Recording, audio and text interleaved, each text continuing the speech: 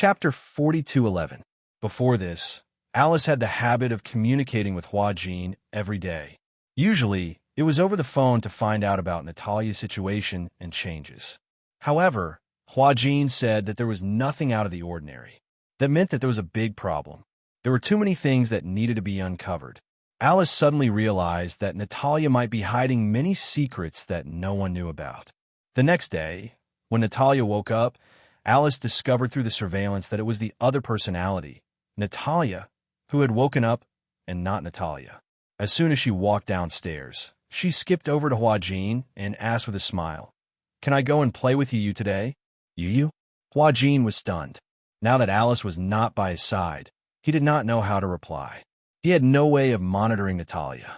Usually, the phone that was connected to the surveillance camera was kept by Alice. Hence, he had no way of knowing which personality the girl in front of him was. Can't I?" Natalia said with some regret. "Can I go and play with him? I'm so bored here alone." Hua-Jin smiled and said, "I can play with you, but you're not fun." Natalia sat at the dining table and held her head dejectedly. She pouted and said, "Also, with this Annie around, I feel very uncomfortable." Hua-Jin knew that she was not close to Alice. It was not strange that she did not like Alice. Hence, he coaxed her, "I'll take you to play with Brother Yu tomorrow, okay?" "Don't." Natalia started to whine. "I just want to play with him today, okay? Is something wrong with him?" "That's not it." After hesitating for a long time, Hua-Jin finally nodded gently. "Okay, then, I'll take you there after breakfast." "Okay." Natalia clapped her little hands happily, looking very happy. "Then you must eat your breakfast obediently before I take you there." "All right." Natalia had just finished her breakfast when Alice came downstairs. For some reason, the smile on Natalia's face faded when she saw her. Coincidentally, she had also finished her breakfast. She immediately said to Hua-Jin, "I'm full. I'm going upstairs to change." With that, she headed upstairs. Alice looked back at her and asked curiously, "Change clothes? Where's she going?" Hua-Jin said, "She wants to play with you." Upon hearing this, Alice's face sank slightly. She quickly walked to his side and lowered her voice as she asked, "You agree?" "Yes." Hua-Jin sensed that something was wrong with her expression and immediately became nervous. "What's wrong?" "Can I?" "It's not that I can't.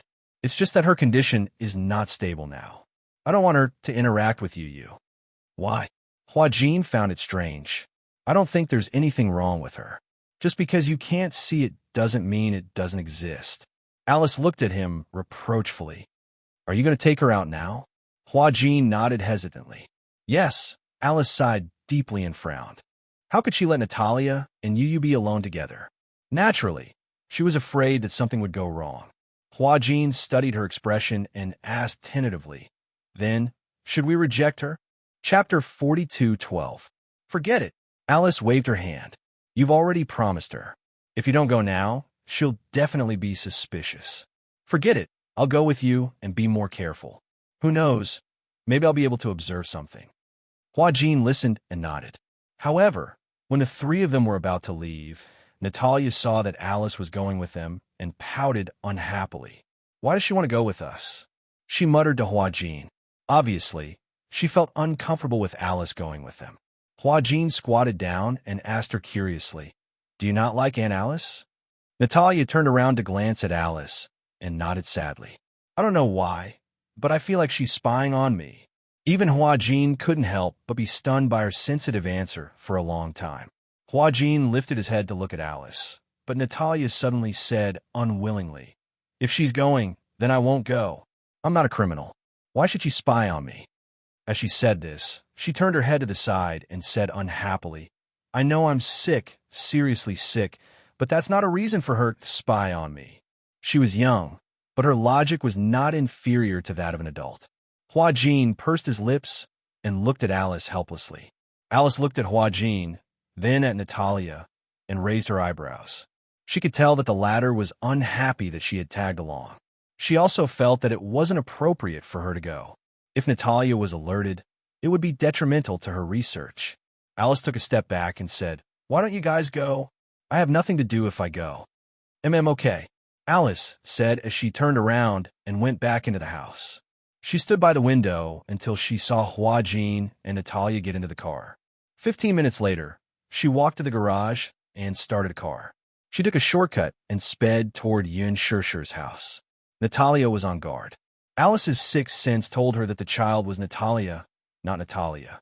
Therefore, she absolutely could not sit back and do nothing. Because they took a shortcut, Alice arrived at Yun Shishir's house before Huajin did. Yun Shishir knew that Huajin and Natalia were coming, so she started preparing an exquisite lunch early in the morning. When she saw that Alice was also here, she was surprised. What happened? She looked at Alice and saw that she had come alone. She was a little confused. Where are Huajin and Natalia? That little girl is on guard against me. She didn't want me to come with her, so I came secretly. She said that she wanted to play with Yu. I was also worried that she would interact with Yu alone. I want to talk to Yu alone. Yun Shishir immediately nodded when she heard this. Okay. Alice went up to the study on the second floor. Yu was reading in the study. Alice knocked on the door and walked in. Yu was a little surprised to see her. Alice? Shoo. Alice walked up to him, looking a little serious. Yu was stunned. What's wrong? You don't look well. Did something happen to Natalia? Chapter 42:13. Alice squatted down in front of him and said gently, I found something fishy these few days. Do you still remember when Gong Fan was hypnotized by Natalia? You didn't think much of it. That was a coincidence. There's no evidence. It must be Natalia who hypnotized Gong Fan. But don't you think it's too much of a coincidence? The two of them came into contact once, and something happened to Gong Fan. I suspect that Natalia's other personality, which is Natalia, might know hypnotism. How could she know hypnotism? It was unbelievable that such a young child would know such powerful hypnotism.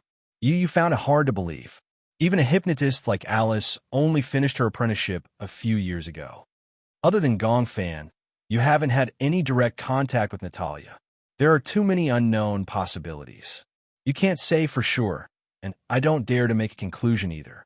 Yu nodded slightly. I understand. You wanted to be careful. Alice explained some of the usual hypnotism techniques seriously. Do you know about awake hypnotism? Yu shook his head. He didn't understand the field of hypnotism. Do you remember that I hypnotized you before? Yes, I remember that. Yes, that's trance hypnotism. Trance hypnotism, you didn't understand. What's the difference between the two? There's a big difference. When a person was awake, asleep, dreaming, and feeling happy, the brain would operate at different frequencies and release different chemicals. The different frequencies of the brain could cause different physical sensations, such as fatigue and relaxation. Hypnotism interfered with these frequencies. In other words, it interfered with the brain waves. Trance hypnotism was when a person was tired, asleep, or in a trance. The hypnotist interfered with the brain waves to achieve the goal of hypnotism. However, awake hypnotism was the highest level in the field of hypnotism. Awake hypnotism wasn't something that any hypnotist could do. Awake hypnotism required a hypnotist's talent. In other words, it had nothing to do with age. There are many classic examples of lucid hypnosis in the real world. For example, when people saw red, they would immediately think of the national flag and blood donation. When they saw yellow, they would think of sunflowers. Then, when red and yellow were together, they would think of McDonald's. This was the sober hypnosis used in commercials. As for the general public, there was no lack of a minority who accepted such clear-headed hypnosis suggestions. Alice suspected that Natalia had used sober hypnosis on Gong Fan. However, she wasn't present at the time, so she didn't know what had happened. But after Gong Fan saw Alice once, he never returned to this body, did he? Yu nodded. After hearing what he said, he also felt that this was a little too suspicious. Then what is her goal? Yu's question stumped Alice. Even she could not be sure why Natalia would do that, and why she would use lucid hypnosis. She had thought of many possibilities, but none of them could be valid. However, her sixth sense told her that there must be something that she had missed. However, I don't understand. What's the benefit of Natalia hypnotizing Gong Fan? Chapter 42:14. I don't know, but I think there is something suspicious. Yu blurted this out of the blue. When Alice heard this, she was surprised. Go ahead. Professor Romanko worked so hard to cultivate Natalia and used her as an experimental specimen. Why do you let us take Natalia away so easily? Don't you think it's suspicious? Alice was stunned. Yu looked at her and said, I think the real suspect is Professor Romanka. Do you think it's possible for someone else to control her personality? Well, I can't tell you now. Maybe it sounds like a fantasy story, but I do think it's suspicious. Maybe I'm just imagining things. Alice was at her wit's end, but now is not the time to talk about this. Alice looked dispirited. I don't know what went wrong. Anyway, you have to be careful when you interact with Natalia. For example, if you feel tired, don't look into her eyes, her expressions, and her movements. Is it so scary? Yu was puzzled. Even if I'm not asleep, I can still be hypnotized by her. If you feel tired, that's when your brainwaves are at their weakest. It's also the time when you are most susceptible to interference. Yu nodded seriously. Okay, I understand. Downstairs, the sound of a car engine could be heard. Alice sensed that someone had arrived. She said to Yu, I'm going to the room upstairs. If anything happens, let me know, okay? I'll be upstairs. I'll try my best not to make any mistakes. If Natalia finds out that you're upstairs, she'll be suspicious. Then, all our efforts will be in vain. Alice was stunned. She did not expect Yu to be so wise. Okay, I got it. Alice went upstairs. Yu went downstairs. At this time, Huajin was holding Natalia's hand as they walked in. When Natalia saw Yu, she showed an unprecedented enthusiasm. Yu, she skipped over and held his hand, revealing a cute smile. I'm so bored at home alone, so I want to come and play with you. What do you want to play? I saw the game you played with Xiao Chen on TV. I want to play it too. Oh, is it a PS4? Yeah, it's a boxing game. Xiao Chen bought a PS4 and an Xbox 360 at home. When he had nothing to do, he liked to pester Yu to play games. However, now that he was addicted to PlayerUnknown's Battlegrounds, he was not that enthusiastic about these games. Usually, only Yu and Mu Yaja would play them occasionally. There was a layer of dust on the console. This was a console game, so it had to be connected to the TV to play. The graphics were very clear, and it was similar to many games in the arcade. There were fighting games, which were good for intelligence. The last time Natalia saw Yu and Xiao Chen playing Tekken 7, she was very interested in it. Hence, she said that she wanted to play with Yu. However, she had to go home later, so she did not play. Chapter 42:15. The two little guys surrounded the TV and played with relish. Yin Sure brought the desserts over, but she realized that Yu was obviously not in the mood. He was looking at the television, but it was as if he wasn't looking at the screen. He was holding a controller in his hand and randomly pressing buttons. Even so, he was randomly pressing buttons in the air. Natalia's face was red from playing with all her might, but she was still no match for Yu. Oh, why do I keep losing to you? Natalia was huffing and puffing her cheeks. It was obvious that she was playing with fire. Yu finally came back to his senses and said apologetically, Oh, I'm sorry.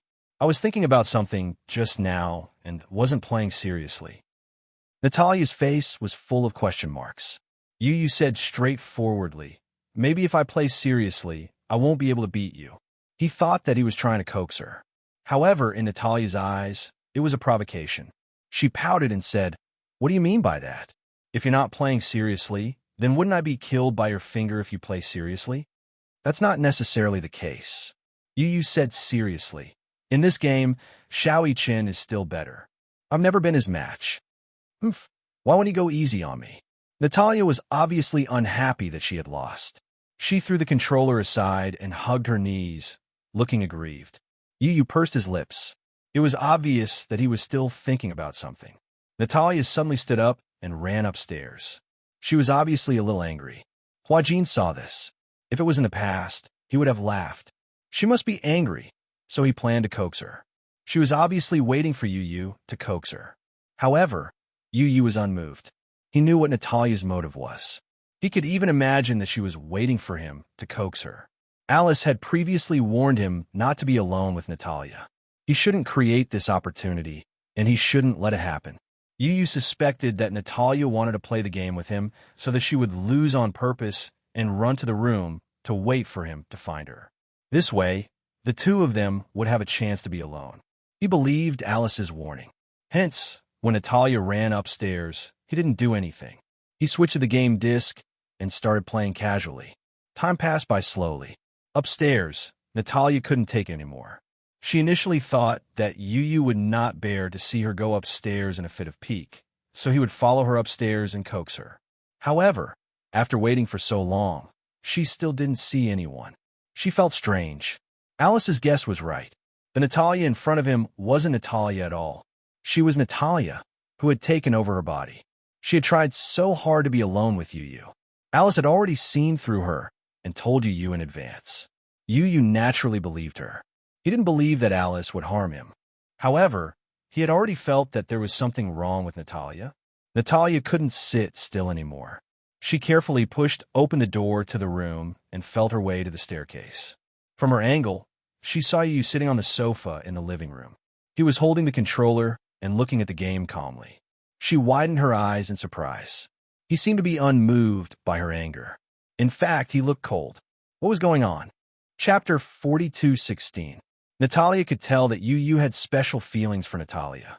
It was not the kind of pure friendship between children. It was not exactly love either, but she could not pinpoint exactly what kind of feelings it was. She only knew that Natalia had a special place in the boy's heart. She took advantage of this. Natalia secretly bit her finger. She was close to the time limit that Professor Romanka had set for her. She had to complete this task as soon as possible. Otherwise, she did not know how to explain it to Professor Romanka. Yun Shur walked from the kitchen to the living room. Out of the corner of her eye, she caught a glimpse of Natalia hiding in the corner of the stairs. She pretended not to see her and walked to Yu's side.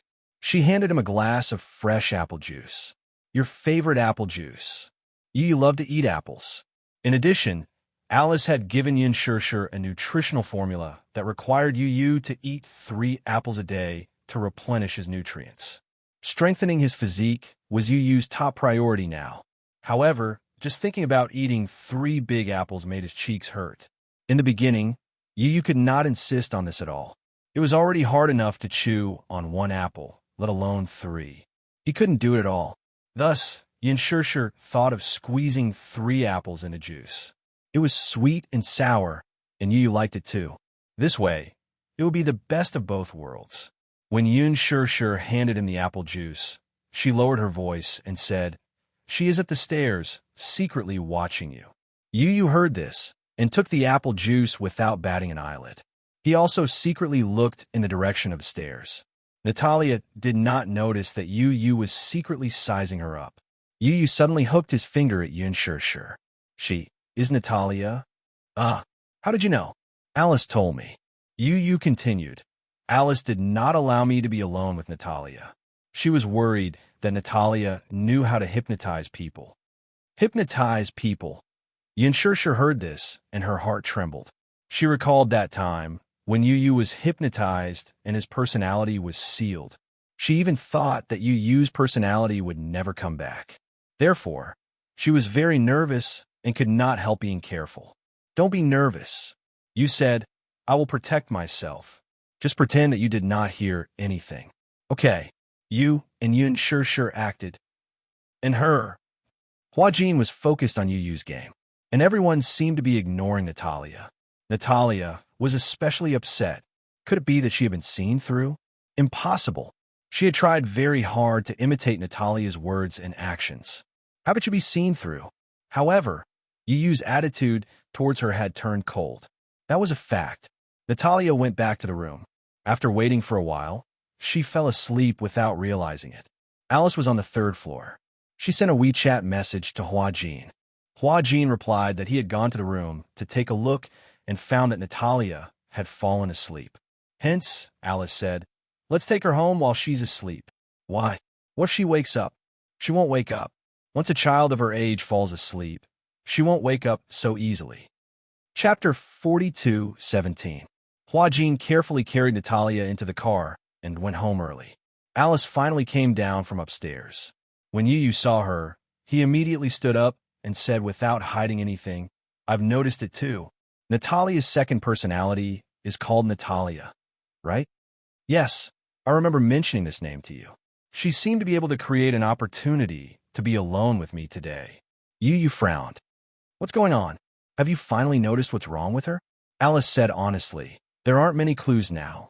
I'm worried that Natalia's second personality is too shrewd and will realize that I'm observing her sooner or later. In this way, if she raises her guard, I won't be able to notice anything fishy about her. Then are you sure that Gong Fan's disappearance has something to do with her? When Alice heard this, she took a deep breath and said in a low voice, I'm sorry, I'm not sure. I'm just suspecting. But I feel that the possibility of it being related to her is very high. That's why I hope that you'll raise your guard so that you won't make the same mistake again. When Yin Shur heard this, she couldn't help but hug Yu tightly. Yu looked up and saw Yin Shur's forbearing gaze. He turned around and said to Alice, How do you know about Gong Fan's current situation? Alice was stunned.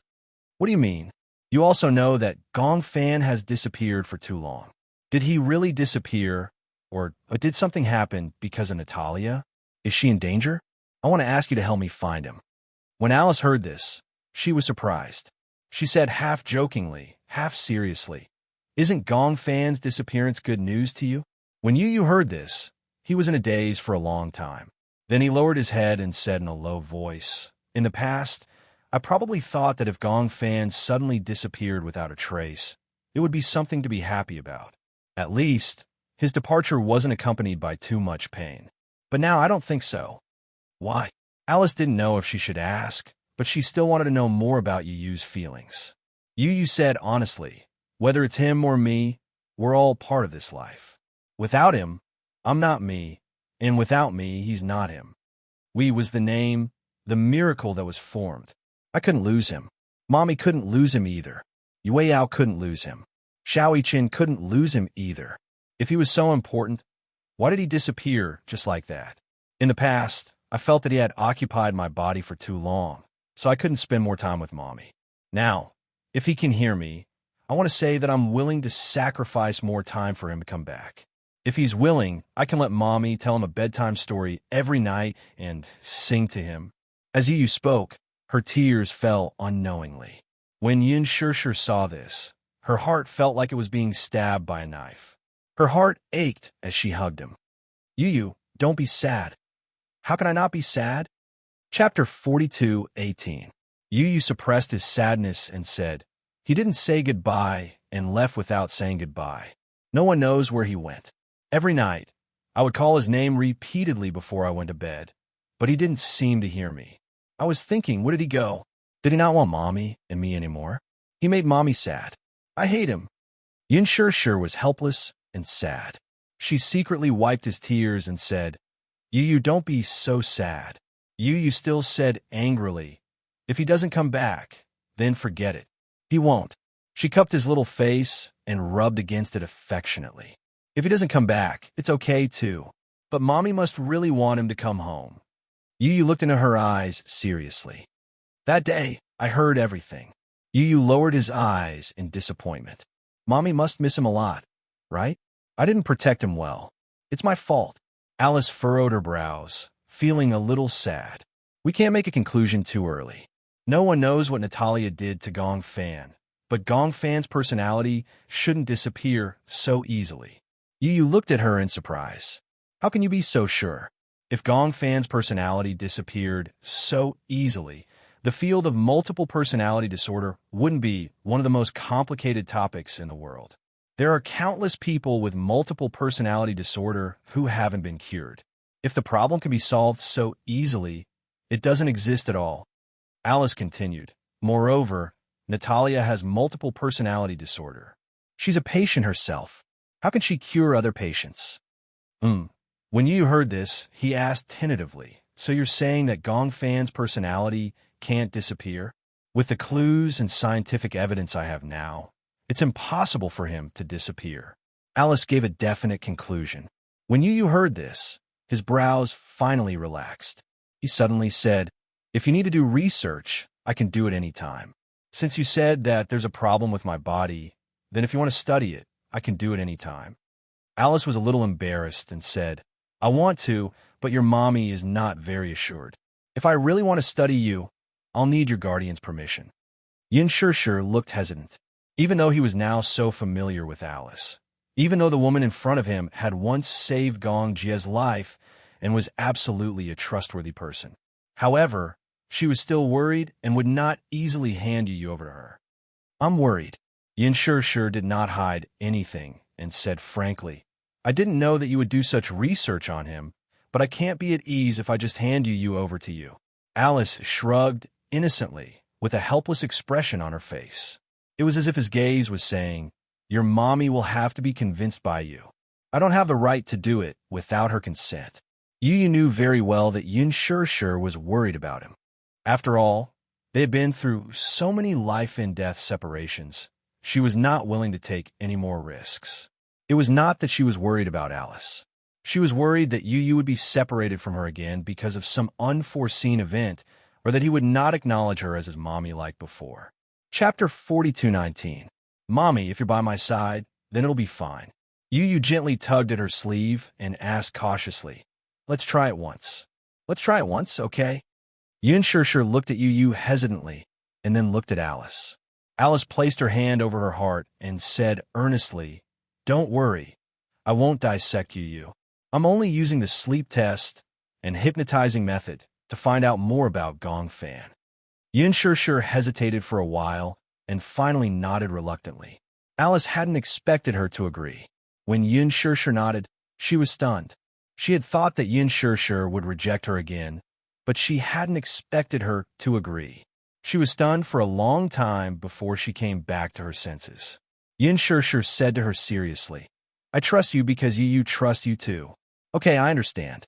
Don't worry, I won't let you down. Sleep monitoring didn't require a huge device. Alice had brought a sleep monitoring device from the headquarters. That night, she rushed over early with the device. In the room, she instructed Yu to lie on the bed and put on a sleep monitoring headrest for him. She turned on the power, and his brain waves were displayed on the small screen. What's this? These are your brain waves. Then, is there any explanation for the sleep monitoring? Yu suddenly felt that he hadn't asked the right question. He asked again, why do you want to monitor my sleep? It monitors the frequency of your brain waves when you sleep. From the details of the frequency, we can find many problems. Alice then said to him, go to sleep. I can't sleep now. Alice was stunned. Your mommy said that you usually sleep at this time, but wearing this device doesn't seem comfortable. Yu fiddled with the device on her head and frowned. It feels quite uncomfortable. Alice carefully adjusted it for him again. How about this? That's much better. Yin Shishir quickly walked into the room. When Yu saw her, his eyes lit up. Why don't I ask Mommy to tell me some stories? Maybe I can fall asleep this way. You don't have to tell me a story. Just close your eyes. I want to monitor the quality of your sleep, including the degree and time of your sleep, Alice said. When Yu heard this, she felt bored and told her honestly, usually, it's Mommy who tells me stories. If I don't listen to her stories, I'll feel uncomfortable.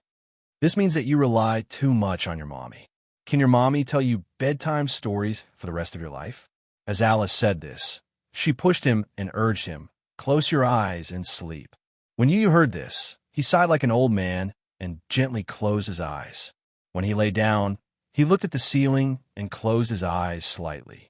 Although he squinted his eyes, he didn't feel sleepy at all. Alice asked, don't you want to sleep? Yeah, I can't sleep. Yu mumbled. Although his eyes were closed, his eyelids were twitching violently. Relax. Alice turned her head and looked at the monitor. On the screen, the frequency was jumping violently. This meant that Yu's mind was filled with thoughts, and he was thinking about something. No wonder he wanted to listen to Yin Shishir's bedtime stories. Chapter 42:20. Do you let your thoughts run wild every night before you go to bed? Yes. What do you think about? Yu closed his eyes. He answered Alice's questions without holding anything back. I think about Gong Fan and our future. Yin Shishir sat down at the side and quietly listened to the exchange of questions and answers between the two. It was in such a relaxed state that Yu was completely unguarded. Instead, he was able to tell her everything that was on his mind. Do you like Gong Fan? So. Do you hate him? I don't. Then what kind of feelings do you have for him? Yu pondered for a moment and finally let out a long sigh. I owe him. I feel guilty. Why? Because I was the one who forced him out. It's just that in the past, I've been chasing him away, trying to get him out of my body. Yu's eyelashes suddenly twitched violently. The frequency of the monitoring on the screen was getting faster and faster. He suffered pain that he shouldn't have to suffer, but I was so cowardly that I avoided all of it. He suffered so much for me, but I saw him as an evil person. Actually, he's not a bad person. It's just that he has always received negative and repressed emotions. That's why he developed a dark personality. But not only did I not understand, when Yin Shir heard this, she couldn't help but feel her heart ache. She covered her mouth tightly and felt extremely guilty. She didn't want Yu to hear her sobbing. She felt heartache, powerless, and uneasy. She knew what kind of childhood Yu had had. Back then, she had kept Yu by her side out of selfishness. However, she hadn't given him a peaceful childhood. She should have known. She didn't have the ability to give him a good childhood, but she had kept him by her side out of selfishness. It was all her fault. Yin Shir felt lonely, but then she heard Alice ask, "Did you create him?" "Yes." "Why?" "Because." Yu's calm brows furrowed slightly as a tear rolled down from the corner of her eye. "I feel lonely." Yin Shir widened her eyes in shock. "Lonely? Why do I feel lonely?" "When I was young, everyone had parents, brothers, sisters, and so many friends. But I felt that I couldn't get along well with those children." "Why? Why can't we get along well?" "Because I keep feeling that their world is different from mine. Their parents would send them to school, and after school, someone would send them home. When they got home, they would have a warm dinner, but I didn't. I also want to have a father and a brother. I fantasize about having such a family, but I know that mommy is also very lonely. I shouldn't force so much. So I always imagined that I had an older brother, until one day, I felt that he had appeared. Do you remember what day it was?" Chapter 42:21. Yu paused and his voice suddenly became gloomy. "When I fell asleep at night, I saw him in my dream. He was standing there alone, covered in injuries." "Was it Gong Fan?" "Yes, at that time. He didn't have a name. He didn't seem to see me, but I could see him standing in the dark world with a lonely gaze." Yu continued, "He didn't have any friends." Alice looked at him and suddenly asked softly, "Have you ever thought of being friends with him?" "No." Yu frowned and said uneasily, "I was afraid that he would snatch her from me." "Snatch from what?" "Mommy." Yu gradually looked exhausted. "Apart from mommy, I have nothing. I don't have any friends or family. I only have mommy. What if he snatches mommy away from me?" So at that time, I hoped that he would die. Yu's voice suddenly became cold. I hoped that he would never appear in my world again. Alice furrowed her brows and turned to look at Yin Shir, only to see that the latter's face was already streaked with tears. "I'm sorry," she prayed in her heart. She didn't expect that his childhood experience would leave Yu with such a dark world in his heart. But later on, I didn't want him to die. Yu was obviously in a difficult situation. He rubbed his eyes and turned over slightly. Alice immediately adjusted the blanket for him. "Why didn't you want him to die?" "Because mommy seems to like him a lot." Yu said seriously, "I also feel very guilty towards him. If it wasn't for him, I wouldn't have been able to bear the pressure of the darkness. I feel that Gong Fan is a real strong person. He stands in the dark and is so calm. He has suffered so much for me. It would be too cruel for me to chase him away. Mommy also loves him and loves him. So, I hope that he will stay. When we were young, he bore so much for me. Now that I'm bearing this for him, it's not worth mentioning. Actually, if you had told your mommy about what had happened to you back then, you wouldn't have had to go through all this." Yu suddenly sighed helplessly. "I don't want that. I don't want mommy to know about this." His resolute tone surprised Alice. "Why?" "Because I happened to hear mommy and grandpa mention that she regretted keeping me by her side. Perhaps it was because she saw that I didn't have a good childhood, so she wanted to send me back to daddy's side and let me live a better life. If I let her know that I'm not doing well, she'll definitely send me away. You can't bear to leave your mommy. Even if I die." Yu's lips parted. "I want to die in mommy's arms too. I'm not going anywhere." When Yun Shishir heard this, she stood up gently and walked to the balcony. She lowered her head weakly. After about a quarter of an hour, Alice also came out. She leaned against the railing and casually lit a cigarette. The smell of smoke drifted into Yun Shishir's nose, but she didn't find it pungent. She even gasped and choked a few times. "Why did you come out?" Alice raised her eyebrows. "You can't bear it?" When he said those words just now, what kind of state was he in? Chapter 42:22. Goodness gracious.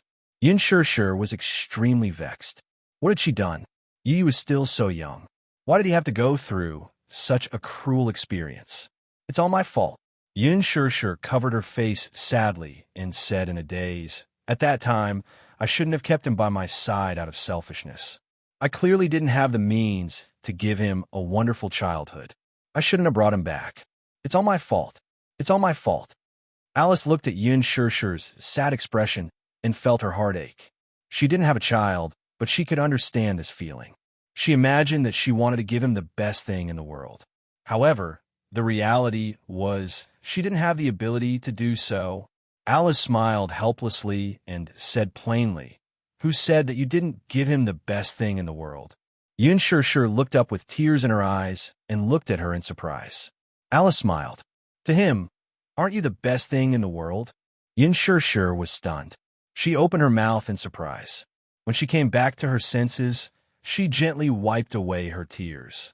When she heard the conversation between Yu and Alice while he was half awake, she felt heartbroken. However, when she heard what Alice said now, she felt a little conflicted. Don't give him what he thinks is good, and don't blindly put all the blame on yourself.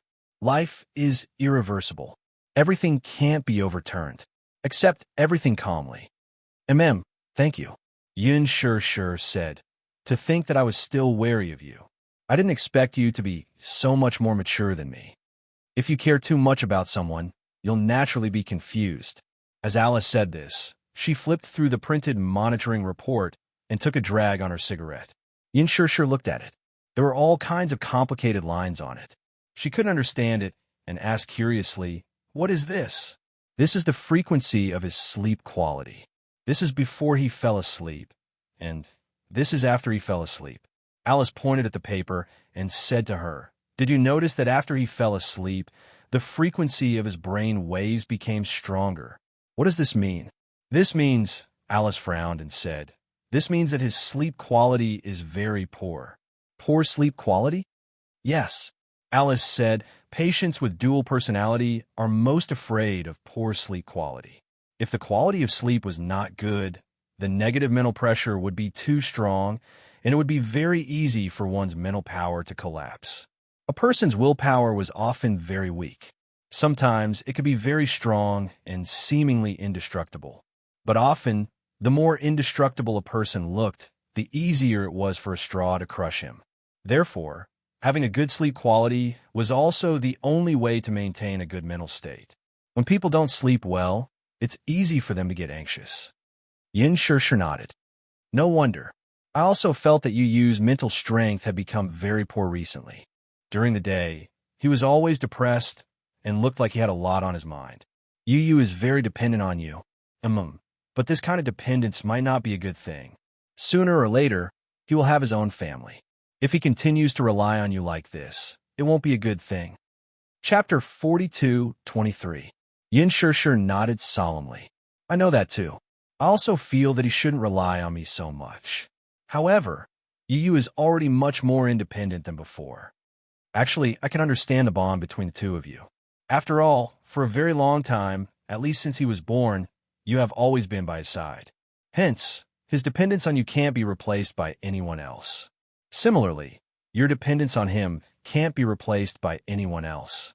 But have you ever thought that he can't rely on you for the rest of his life?" Yun Shishir hummed in acknowledgement. "I understand now. However, the most important thing now is to find out what exactly happened to him. Do you want Gongfan to come back?" Alice asked seriously. Yun Shishir didn't answer immediately. Instead, she looked at her hesitantly. Alice sighed. "I can tell that you are very hesitant. On one hand, you can't bear to part with Gongfan. On the other hand, you don't want to be a burden to Yu, right?" "Yes." Yu only feels guilty towards Gong Fan. What about you? Apart from guilt, is there anything else? Alice's question made Yun Shirshir fall into a daze. In her mind, she seemed to have already imagined Gong Fan snuggling in her arms and hugging her helplessly. She still remembered that in front of others, he had always been arrogant and unruly. Only in front of her, there was a hint of vulnerability that others couldn't detect. Mommy, don't ever leave me behind. He was afraid that she would leave him behind. Yun Shirshir understood that the choice was in her hands now. Did you really care that much about Gong Fan? Not necessarily. He probably felt more guilty towards Gong Fan. However, more than that, he was afraid that she would be sad. Yu probably had many ways to make Gong Fan disappear and send him to the land of exile. Even if Gong Fan was unwilling to leave, if she said, "I don't want you anymore," Gong Fan would definitely leave disheartened.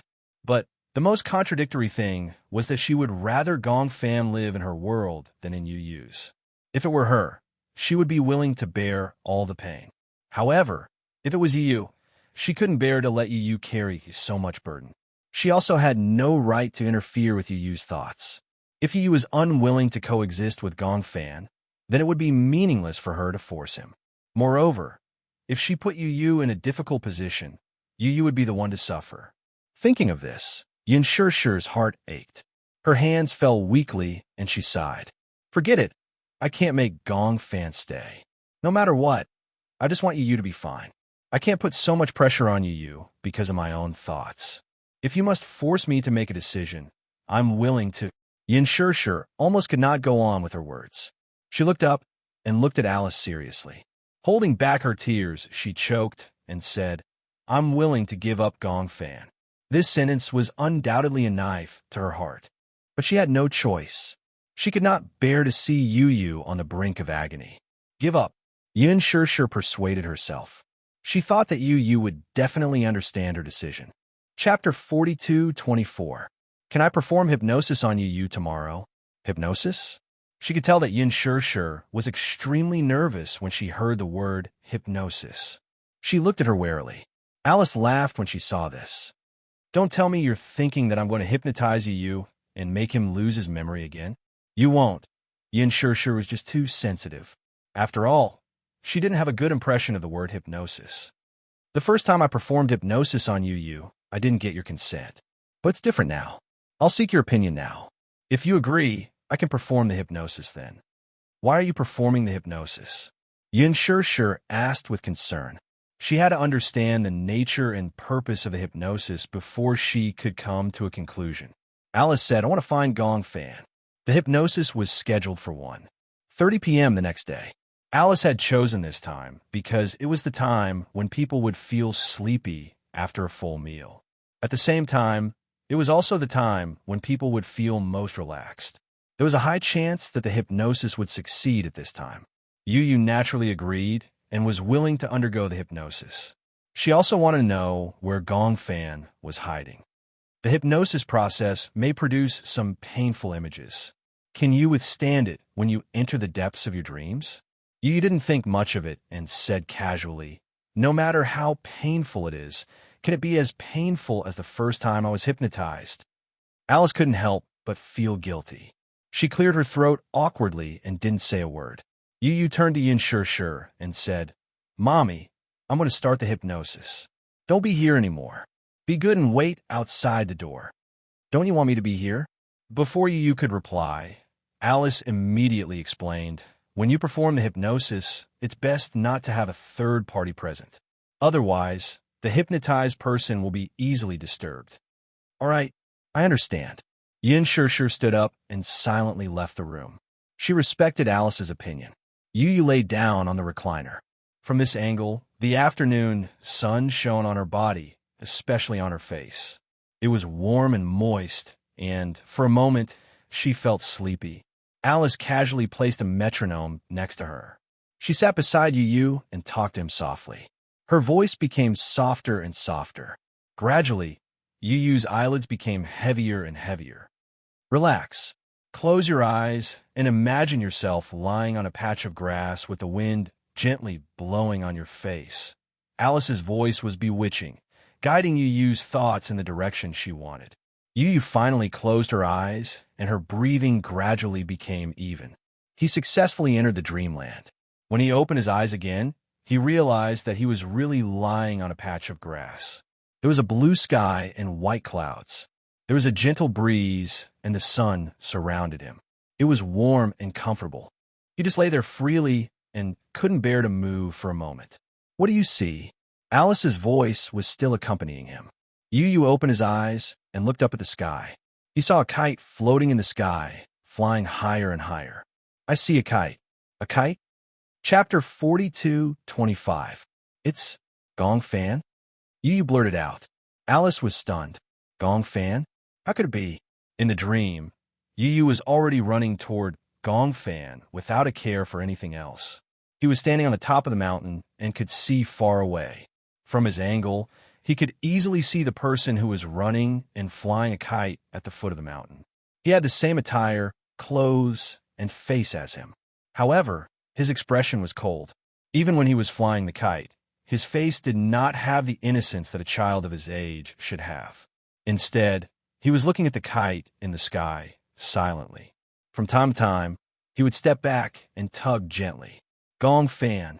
Yu did not expect to see him. He immediately ran toward him happily. Gong Fan. He was getting closer.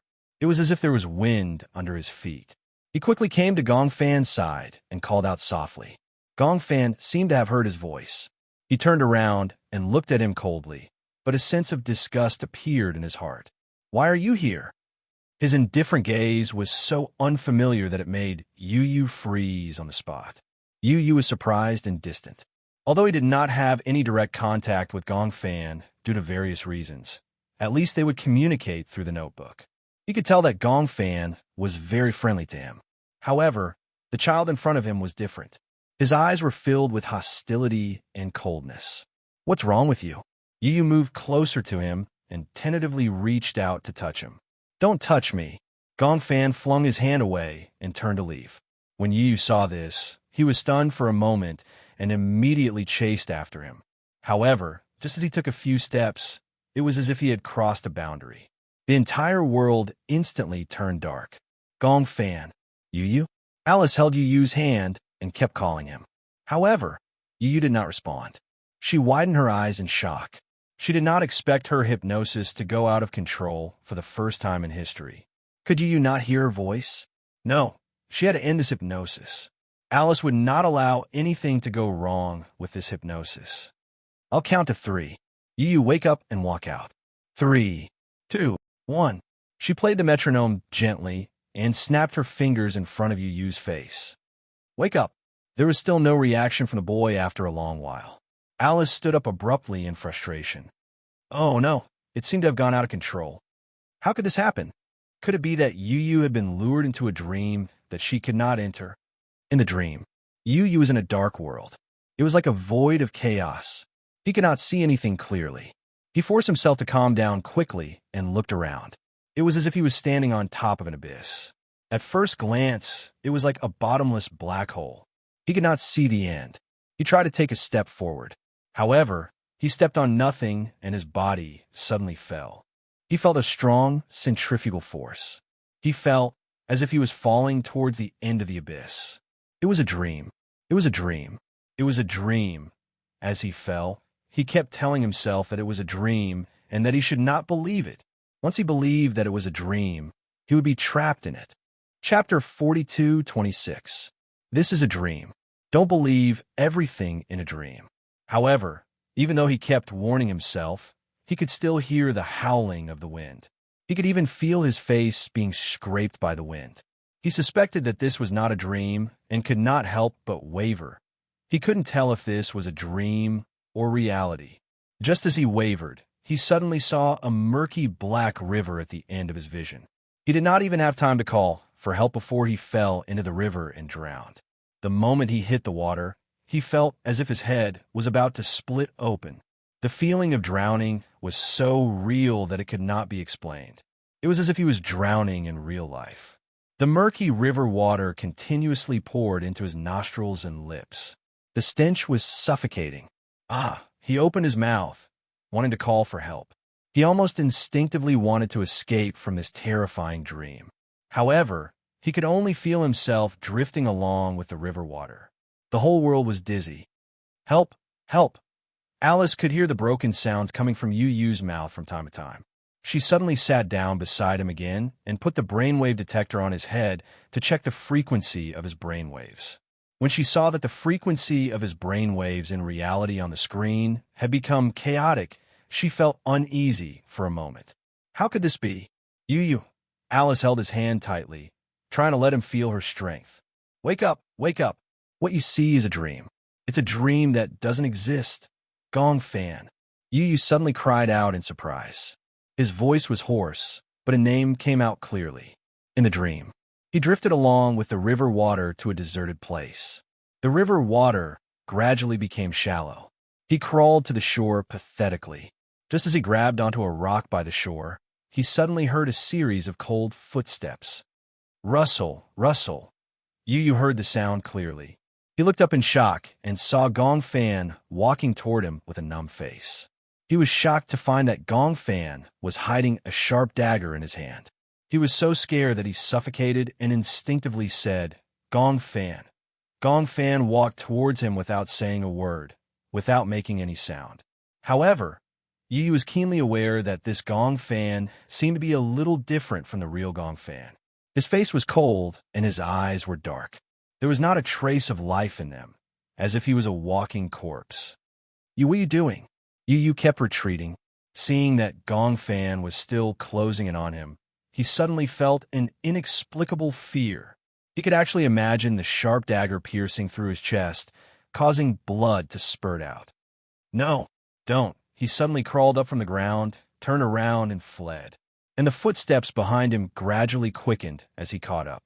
Yu was so shocked that she sucked in a breath of cold air and ran with all her might towards the end of the road. No, what are you doing? Even if this was a dream, it was too realistic. Even though Yu could still vaguely tell that the scene in front of him was a dream, it was beyond what he could bear. Even if it was a dream, he did not want to continue. Chapter 42:27. Yu kept running forward. His willpower was crumbling in such a scary dream. There was no way he could survive. Behind him, the sound of footsteps became more intense. Yu could even feel that the hurried footsteps were right behind him. How could this be? Could it be that the dream had started to collapse? Had it completely gone out of control? Don't come over. Don't. Yu kept waving his hands. His face was flushed red because of the suffocation. Yun Sure, who was outside the door, heard Yu mumbling uneasily. She opened the door a little and saw Alice frowning and looking at Yu in fear. She took a step forward and wanted to enter the room. Alice looked up at her and said, You can come in, but don't speak. Okay. Yin Sure walked into the room and saw Yu lying on the chair with a red face. Her heart ached and she asked anxiously, What happened? The hypnosis is out of control. Out of control? Yin Sure almost shrieked out loud. She didn't know what it meant to lose control. But looking at Yu's painful expression, even Alice couldn't imagine how Yu could break free from the nightmare. The dream is out of control, Alice said with a serious expression. This means that I can't control his dream anymore. What does that mean? Yin Sure was confused. She only felt that Yu was in a terrible situation. She was afraid that Yu would end up like Gong Fan. She couldn't accept such a blow. Alice gasped. I suspect that he met Gong Fan in the dream. Yu felt himself being pinned to the ground by a powerful force. He struggled with all his might and finally managed to break free. However, he saw a dead end right in front of him. Behind him, the strong force grabbed his collar again. Yu turned around abruptly and finally saw the face of the person in front of him. Gong Fan stood expressionlessly in front of him, his hands gripping his collar tightly. His expression was filled with hostility. Gong Fan. It was indeed him. Yu was in disbelief. He had never thought that Gong Fan, who had always been friendly with him, would show such a terrifying side to him. What are you trying to do? Gong Fan stared at him coldly. Suddenly, his lips curled into a contemptuous smile. What do I want to do? Yu looked at the rising murderous aura in his eyes and felt a chill run down her spine. He had never been afraid of anything, and he was seldom really afraid of anyone or anything. However, the young man standing in front of him with a cold gaze finally made him feel a sense of fear. You control the real world of this body, and I control the dream world of this body. In the real world, you are the king. But here, you can't win against me. In the next second, Gong Fan suddenly raised his hand. The sharp dagger in his hand suddenly glowed with a cruel light. No. Yu shook his head frantically. Don't do this. You can't do this. He didn't understand why Gong Fan had become so violent and cruel. This wasn't like him. Chapter 42:28. Puff. You're not allowed to invade my territory. Gong Fan's eyes were red as he ruthlessly stabbed him with a knife. Even though it was a dream, the pain of having his chest pierced through was still heart-wrenching. It was so real that it could not be explained. Yu was in so much pain that he frowned and almost couldn't speak. He could only feel the sharp tip of the dagger piercing through his chest, as if it was going to pierce through his thin body, one stab after another, until blood splattered everywhere. Yu woke up abruptly and opened his eyes. He took in a deep breath of cold air until his blurry vision gradually cleared up. He finally saw clearly. At that moment, he was lying on the bed with the ceiling light hanging above his head. Muyaja and Yin Shishir were standing nervously in front of the bed. Alice was staring at him intently. She was drenched in cold sweat because of his repeated screams. Yu looked out of the window. It was already dusk. He fell asleep and unknowingly struggled in his dream for an entire afternoon. Even though he had slept, this dream made him even more exhausted. He leaned against the head of the bed weakly, and his body was already drenched in cold sweat. Xiao Qin sat by the bed and looked at his pale face. Her heart ached, and she felt uneasy. Yu was extremely tired. That dream was so real that he was still in a daze when he woke up. He recalled Gong Fan's ruthless and cold face in the dream and couldn't help but tremble. Yin Shishir glanced at Alice. Seeing that Alice had acquiesced, she immediately walked up to Yu and hugged him tightly. Yu, did you have a nightmare? Don't be afraid. Mommy is here. Mommy is with you. Yu hugged Yin Shishir weakly. He finally broke down and tears rolled down his face. Yin Shishir rarely saw him cry. When she saw his tears, she was even more helpless. What happened? Mommy. Gong Fan. Gong Fan. Yu pursed her lips and said with difficulty, He wants to kill me. Ah. Yin Shishir let out a short ah, and her eyes widened in shock. Alice immediately stepped forward and asked anxiously, What did you dream of? Do you remember? Yu refused to say anything. He buried his face in Yin Shishir's arms and shook his head. Don't ask. I don't want to say anything. Seeing this, Alice gave up. She turned around and said to Muyaja and Xiao Qin, Shishir is here to keep them company. Let's go out first. Let him calm down first. Xiao Qin pouted and said, I also want to stay and keep Yu company. Yin Shishir turned around and coaxed him gently. Hey, Qin, be good. Go out first. It's fine with Mommy here. Okay, then. Mommy will keep Yu company. Xiao Qin was very obedient. With Yin Shishir's words, he obediently left the room with Muyaja. Although Muyaja did not say anything and was not good at expressing concern verbally, Yin Shishir could tell from his eyes that he was very worried. She smiled and said, It's okay. I'll take good care of him. Don't worry too much. Okay. Muyaja did not say anything else and left the room with Xiao Qin. Soon, only Yin Shishir and Yu were left in the room. After a long time, Yin Shishir finally could not hold back and asked worriedly, What did you mean by what you said just now? Chapter 42:29. Yu, you can tell Mommy what you dreamed of. Mommy will keep it a secret and won't tell anyone. After her repeated coaxing, Yu finally raised his head. She saw that his eyes were unbelievably red. He was crying. Yu had always been like a little adult. He was mature, rational, and responsible. It was rare to see him cry. Seeing him cry, Yin Shishir's heart ached even more. She hugged him tightly and said helplessly, It's okay if you don't want to talk about it. Mommy is just too worried about you. He wanted to kill me, Yin Sure was secretly shocked, but on the surface, she maintained a calm expression.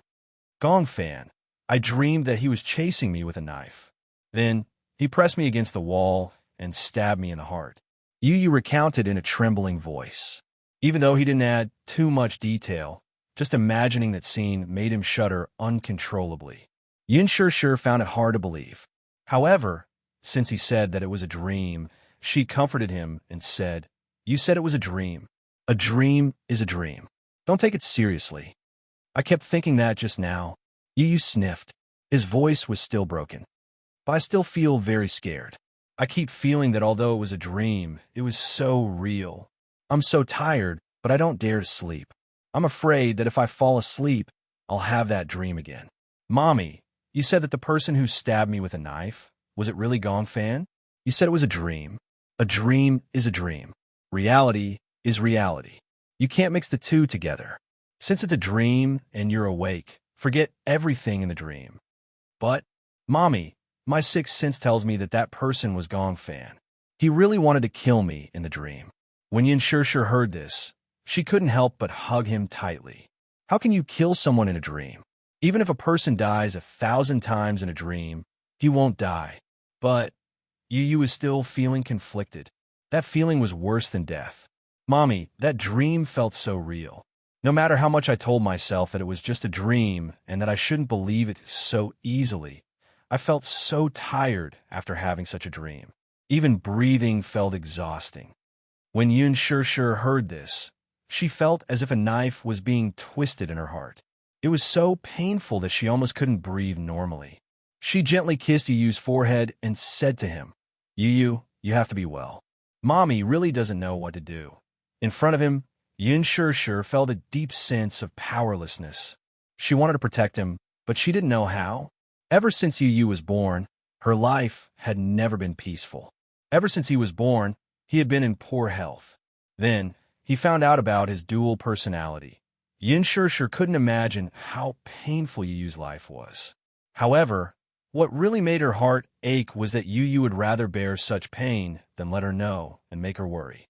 Alice said that Yu Yu was very dependent on her. However, Yin Sure knew very well that she was even more dependent on Yu Yu. She wanted to be close to him and understand what kind of life a person with dual personality lived. Because just listening to Yu Yu's description was enough to make her tremble with fear. I'm sorry, Yin Sure choked with tears and said, Mommy didn't take good care of you, didn't protect you. Chapter 42:30.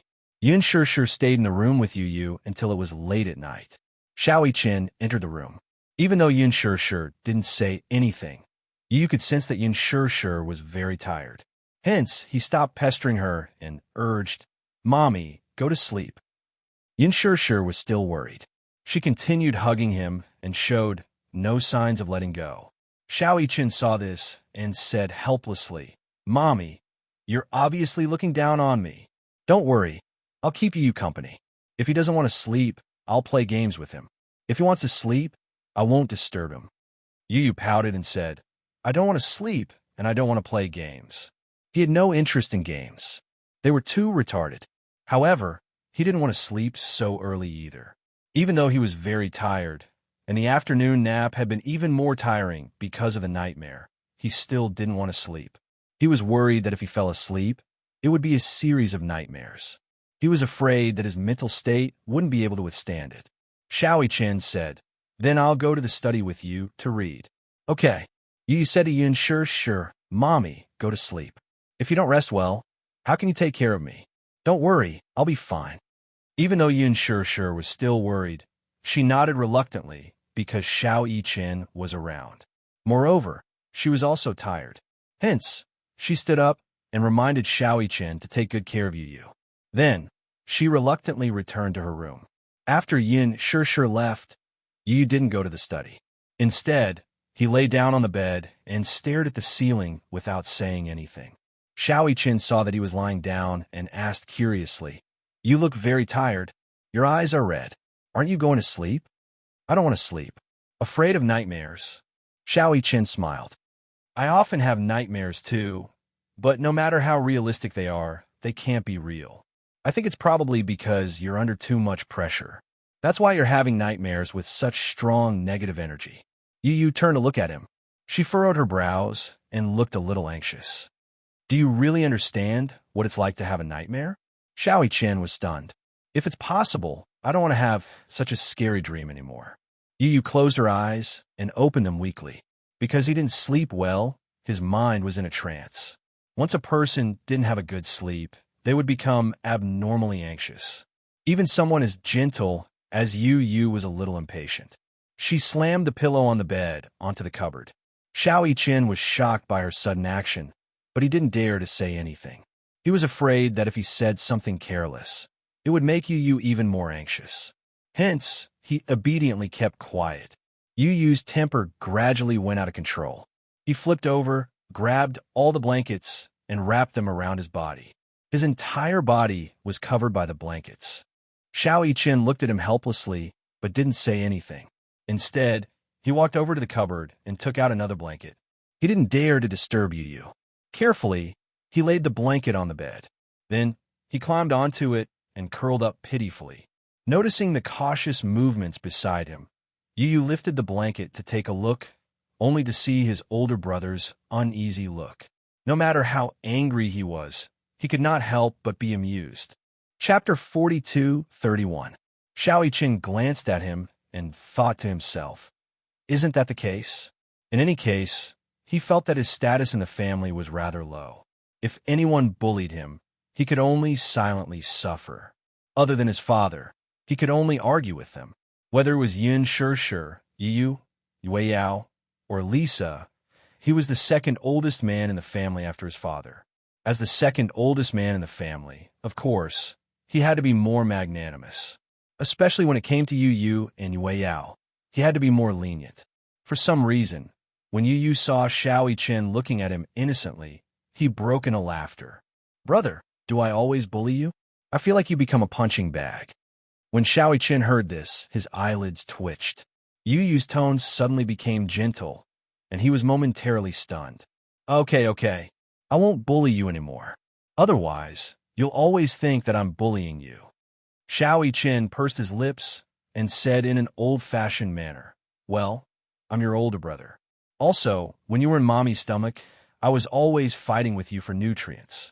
When you were born, your body was already weak. The more he spoke, the lower his voice became.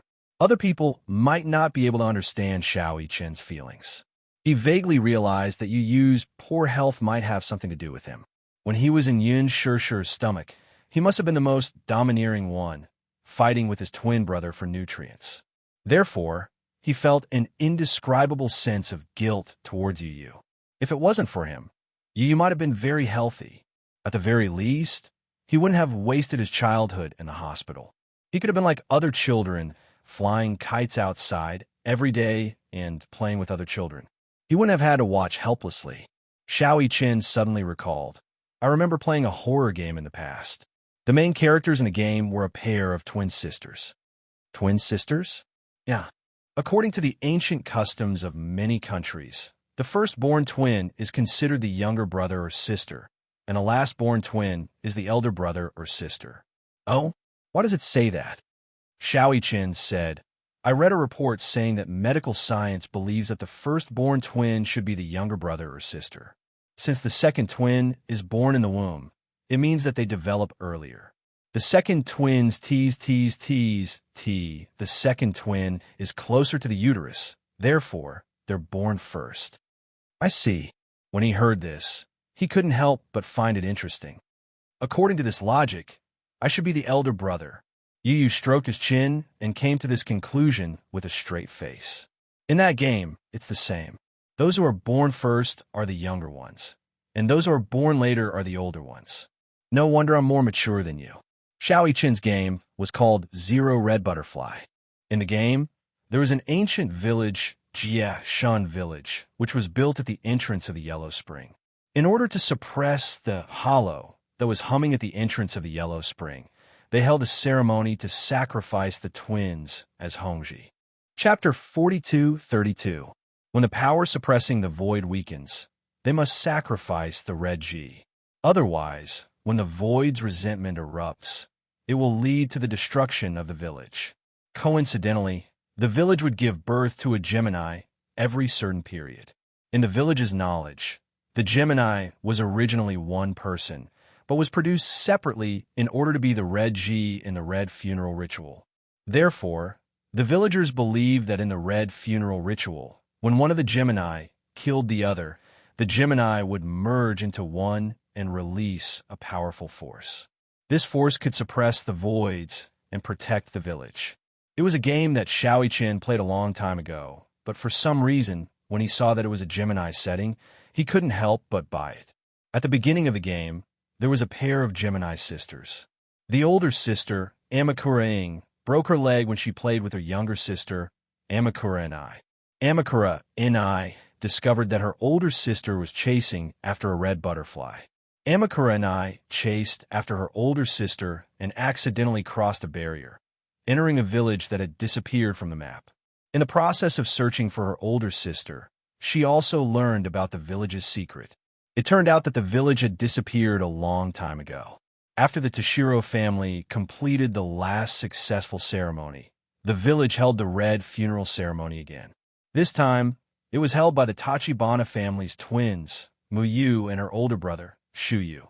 The two of them were kind and had deep feelings for each other. However, during the ceremony, Shuyu couldn't do anything to Muyu, so she was killed by the ceremony and thrown into the void. Although Muyu was indeed killed during the ceremony, Shuyu's longing for Muyu was too strong, so the red funeral ceremony failed and the void wasn't suppressed. In fact, this kind of red sacrifice that was held regularly was called the Yang sacrifice. When the Yang sacrifice failed, a Yin sacrifice had to be held. It was used to temporarily prevent the resentment of the void from exploding, so as to buy time for the next Yang sacrifice. The content of the Yin sacrifice was to turn the sacrificial person into a wedge like a human pillar and then throw him into the void. If both the Yang funeral ceremony and the Yin funeral ceremony failed, there would be a great payback, which was the moment of destruction. After the Yin funeral ceremony, they had to prepare for the next ceremony. The next ceremony was held by the village chief, He-Eyes, who was the head of the ceremony. He-Eyes had a pair of twin sisters. After his two daughters were born, he was certain that these two daughters had come to this world with the mission of offering sacrifices. The elder sister was called Ba-Chong, who was born later, and the younger sister was called Sha-Chong, who was born earlier. They were the Tao Tsang sisters before reincarnation. Shuyu didn't want the same tragedy to happen to the He-Ai sisters, so she wanted to ask someone to take the sisters away from the village. Shuyu had promised Muyu not to let the same thing happen again. After asking the folklorist Zhong Fong to take the two sisters away, Shuyu thought that he had fulfilled his promise with Muyu. Unable to let go of Muyu's death, he finally hanged himself in the confinement room.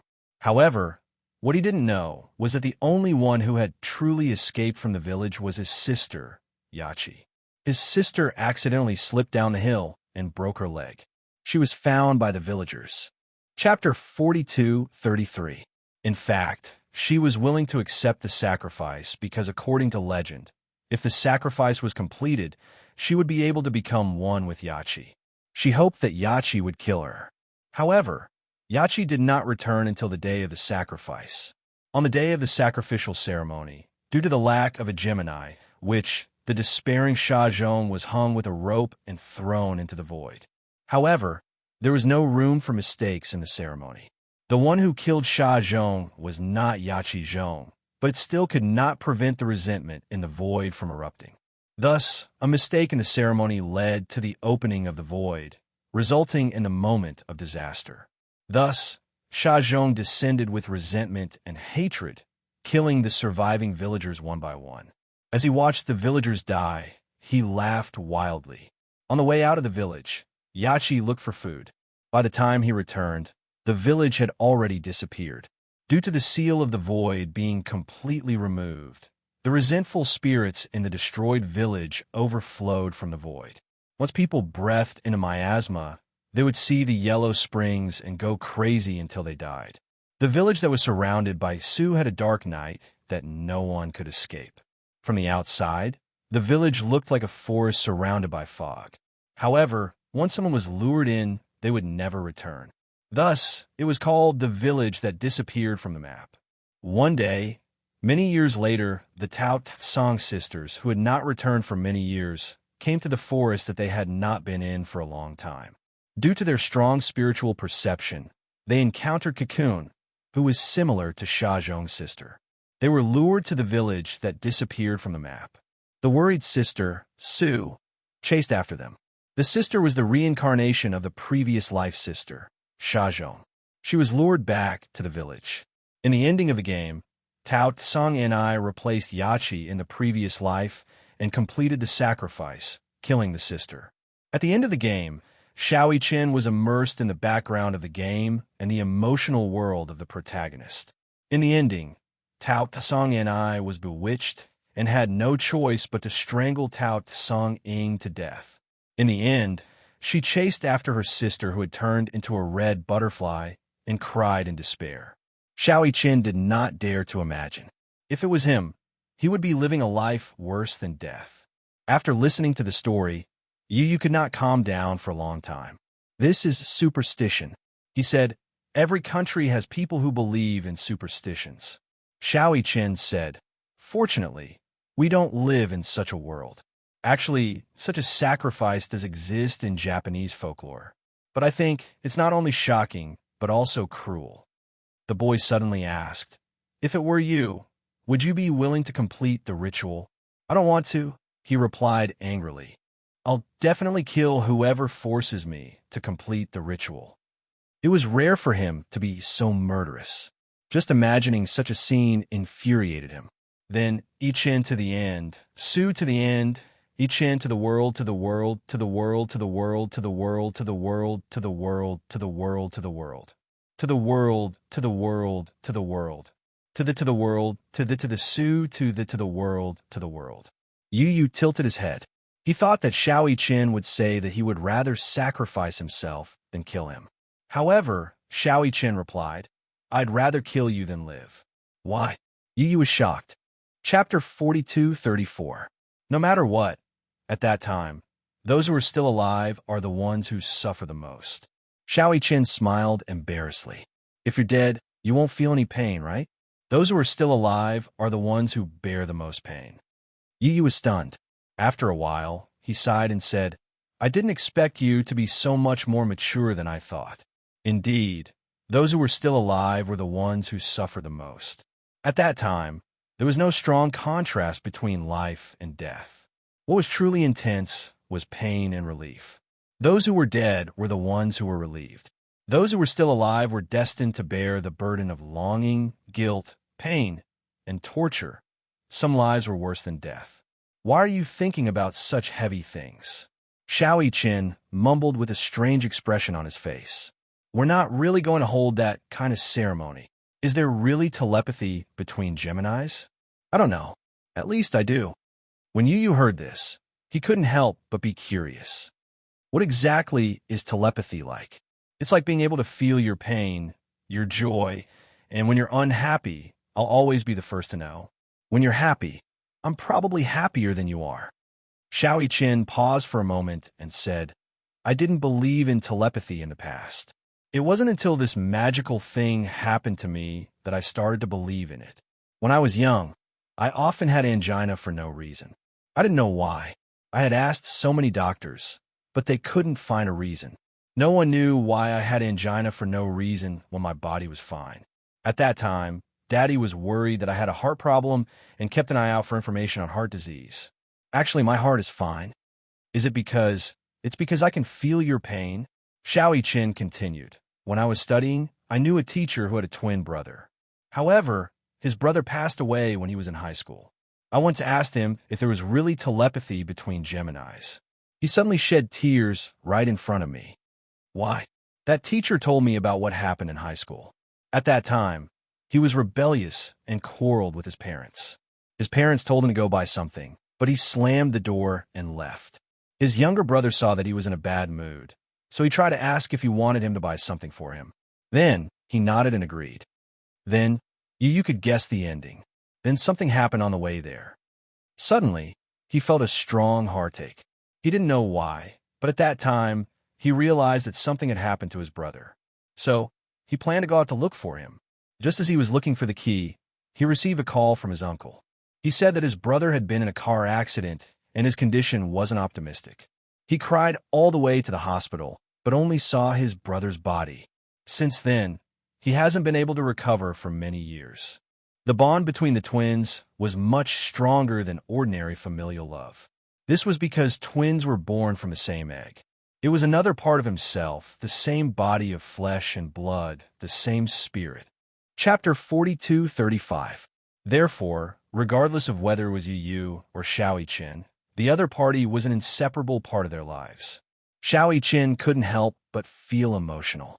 Suddenly, he hugged Yu tightly and sighed. Don't think too much. Sleep early. Don't worry, I'll be here with you. Yu was already exhausted, but he didn't want to fall asleep. He was afraid that if he fell asleep, he would have that nightmare again. Xiao Qin gently patted his back and sighed. Don't think too much. You can't stay awake forever. Yu, trust me. If anyone dares to hurt you, I definitely won't let them off. With his words, Yu felt an inexplicable sense of confidence. He responded with an and gently closed his eyes.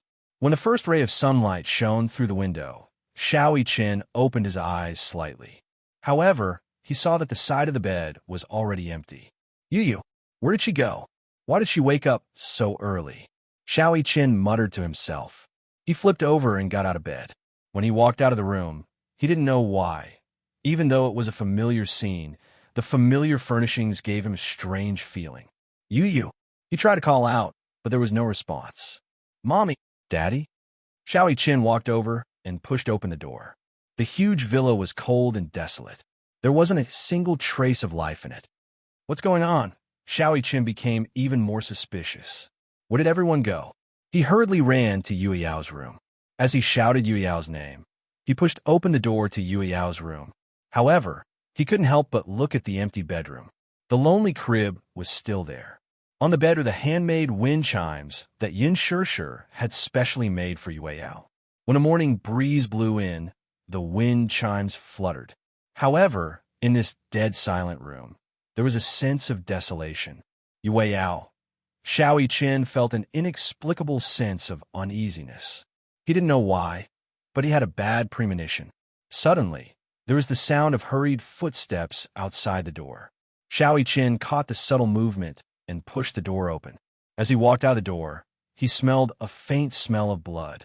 He frowned slightly, and his heart suddenly started racing. Yu. He called out again, but he heard a sudden sound from the kitchen. Dee-dee-da-da. There seemed to be the sound of water dripping on the floor. He slowly walked to the kitchen door, only to see Yu standing there alone. Yu's stiff back made him feel like a stranger for a moment. He had just opened his mouth when Yu's right hand suddenly loosened. Then, a fruit knife stained with blood fell to the ground. Ah! Little Qin almost cried out in surprise. Yu turned around expressionlessly and looked at him coldly, his lips curving into an icy arc. If I can't have it, no one can have it. Yu, what are you doing? Xiao Qin was instantly alerted. You're not Yu. Yu sneered and walked towards him. Sooner or later, this body will belong to me. When that time comes, Mommy will be mine. This house will be mine too. I don't want to lie in that cold world anymore. Chapter 42:36. Xiao Qin was so shocked that he took several steps back.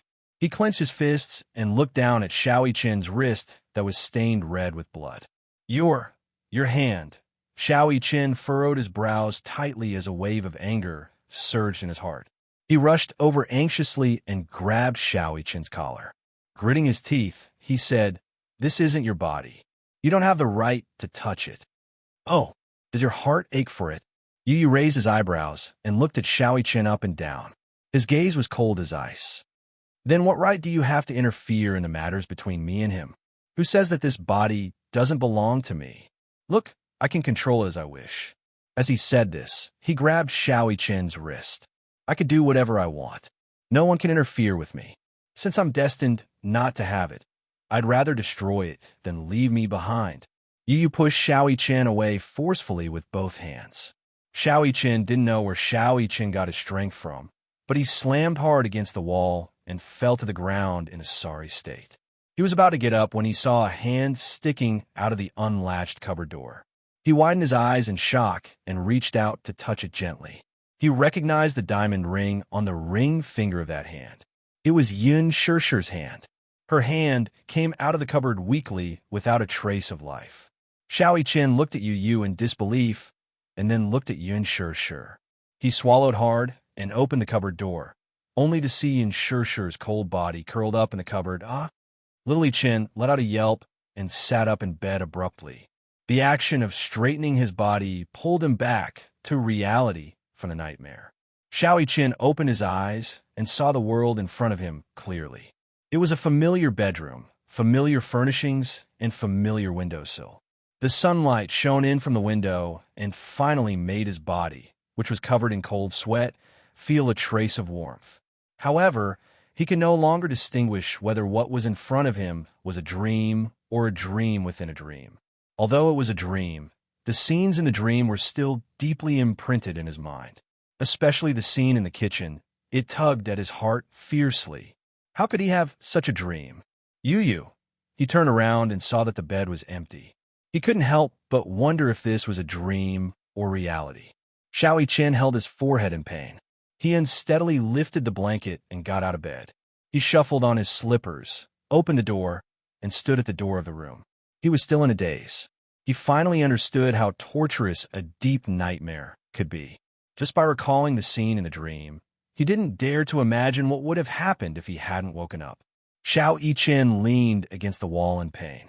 He finally understood why Yu didn't want to sleep, even though she was so tired last night. Nightmares were really tiring. Even though he had slept for an entire night, he still felt extremely tired. It was probably because of the dream that his brain wasn't in a state of rest. That was why he felt this way. But why would he have such a dream? It was for no reason. He had always had a good sleep and never had such a dream. Was it because of telepathy? Chapter 42:37. Was it because of telepathy? Could it be Gong Fan really wanted to betray Yu and invade Yu's body? Did he have such a dream because of telepathy? Xiao Yichen was full of doubts. That was because the dream just now was simply too realistic. Xiao Yichen clenched his fists in anger. However, if Gong Fan really dared to hurt Yu, he would never allow it to happen. Xiao Yichen walked out of the room and into the living room. He saw Yu sitting on the sofa with a cold expression. At that moment, Xiao Yichen recognized that this person was not Yu, but Gong Fan, who had disappeared for a long time. He could now easily tell the difference between Yu and Gong Fan. Why was it him? If it were not for the dream last night, Little Yichen would definitely be overjoyed by Gong Fan's appearance. However, when he thought about the dream last night, his feelings toward Gong Fan's appearance became complicated all of a sudden. When Gong Fan heard this, he turned to look at Xiao Yichen. However, there wasn't much emotion in his eyes. "You're awake?" Little Yichen hummed in response uncomfortably. He sat down next to his older brother, but he was wary of keeping a distance from him. "Why are you up so early?"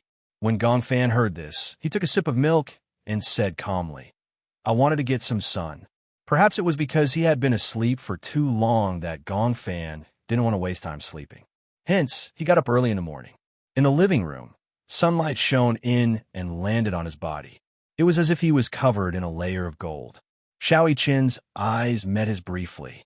While he was in a daze, he suddenly heard the sound of water splashing from the kitchen. For some reason, Xiao Yichen thought of the dream. He stood up nervously and hurried to the kitchen. "Mommy!" He rushed to the kitchen door and saw Yun Shirshir preparing breakfast in front of the kitchen counter.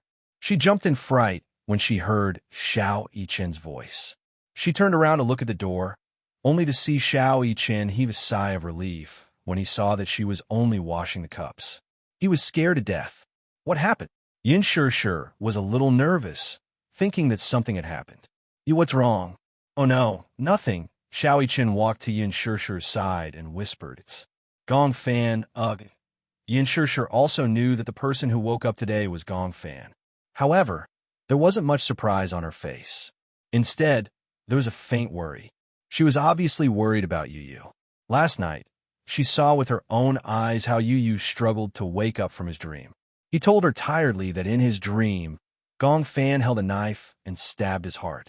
Even though she had comforted him back then by saying that it was just a dream, no one dared to say whether it was a dream or if Gong Fan's personality had entered his dream and created such a terrifying nightmare. Now, early in the morning, she found out that Yu didn't wake up. The person who woke up was Gong Fan. This made her feel strangely uneasy. There was an invisible pressure between Yu and Gong Fan that was weighing on her heart. Chapter 42:38. Mommy, yesterday, Xiao Qin pondered for a long time. He did not know how to tell Yin Sure what had happened in his dream. Firstly, he was afraid that she would be worried. Secondly, he was afraid that such an unrealistic dream would give her a psychological hint. He suspected that everything in the dream must have something to do with Gong Fan. Could it be that Gong Fan really wanted to invade Yu's body? Was that why he had this dream? He had this dream because he had a telepathic connection with Yu. That was why he had this dream. Xiao Qin was very worried. But would Gong Fan really do that? In order to invade Yu's body, he did not hesitate to hurt Yu. Whether it was him or Yun Sure, they all welcomed and accepted him. The family got along very well. Even Yu was very tolerant of Gong Fan. How could he hurt Yu? Xiao Qin could not believe it. At the dining table, Yun Sure served breakfast on the table. Xiao Qin and Gong Fan sat opposite each other at the dining table. Xiao Qin looked at Gong Fan as he ate his breakfast. He was hesitant. He had a lot of questions to ask Gong Fan, but he was worried that Gong Fan would be as cruel and vicious as he had been in the dream. If he asked this question, he would alert the enemy. Xiao Qin was surprised to find that ever since he woke up from this dream, he seemed to be more cautious of Gong Fan. He seemed to be on guard against him. This was a subconscious precaution. It was not intentional at all. Gong Fan took a bite of his bread. When he saw that Xiao Qin seemed to have a lot on his mind, he raised his eyebrows and asked, "What's wrong?" Oh, nothing." Xiao Qin shook his head and picked up 2 slices of bread. He smeared a layer of blueberry jam on it and put it into his mouth absent-mindedly. "You don't seem to have slept well." Gong Fan's casual words made Xiao Qin's heart skip a beat. No, but I feel that you're not in good spirits."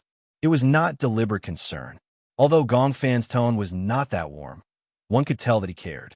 He noticed that Xiao Qin looked a little pale. He had a feeling that Xiao Qin did not have a good rest today.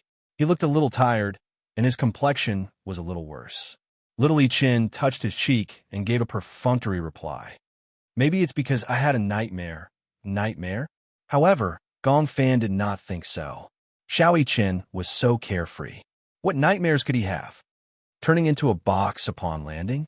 Xiao Qin replied, "I haven't played PUBG recently. I remember that you were addicted to this game. For a period of time, you would eat chicken during the day, chicken at night, and even in your dreams."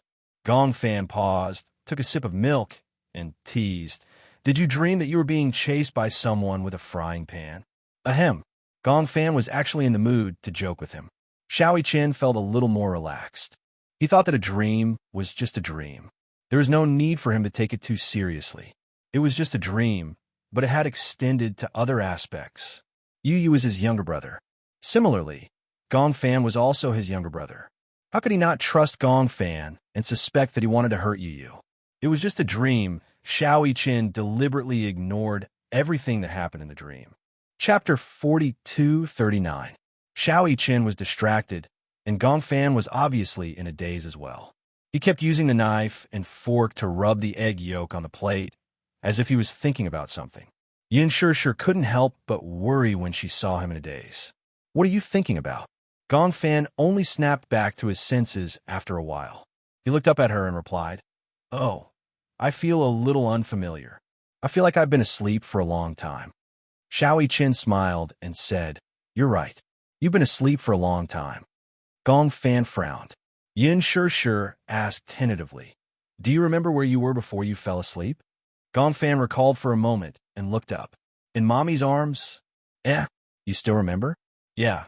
I remember that Yu promised someone make a dessert table.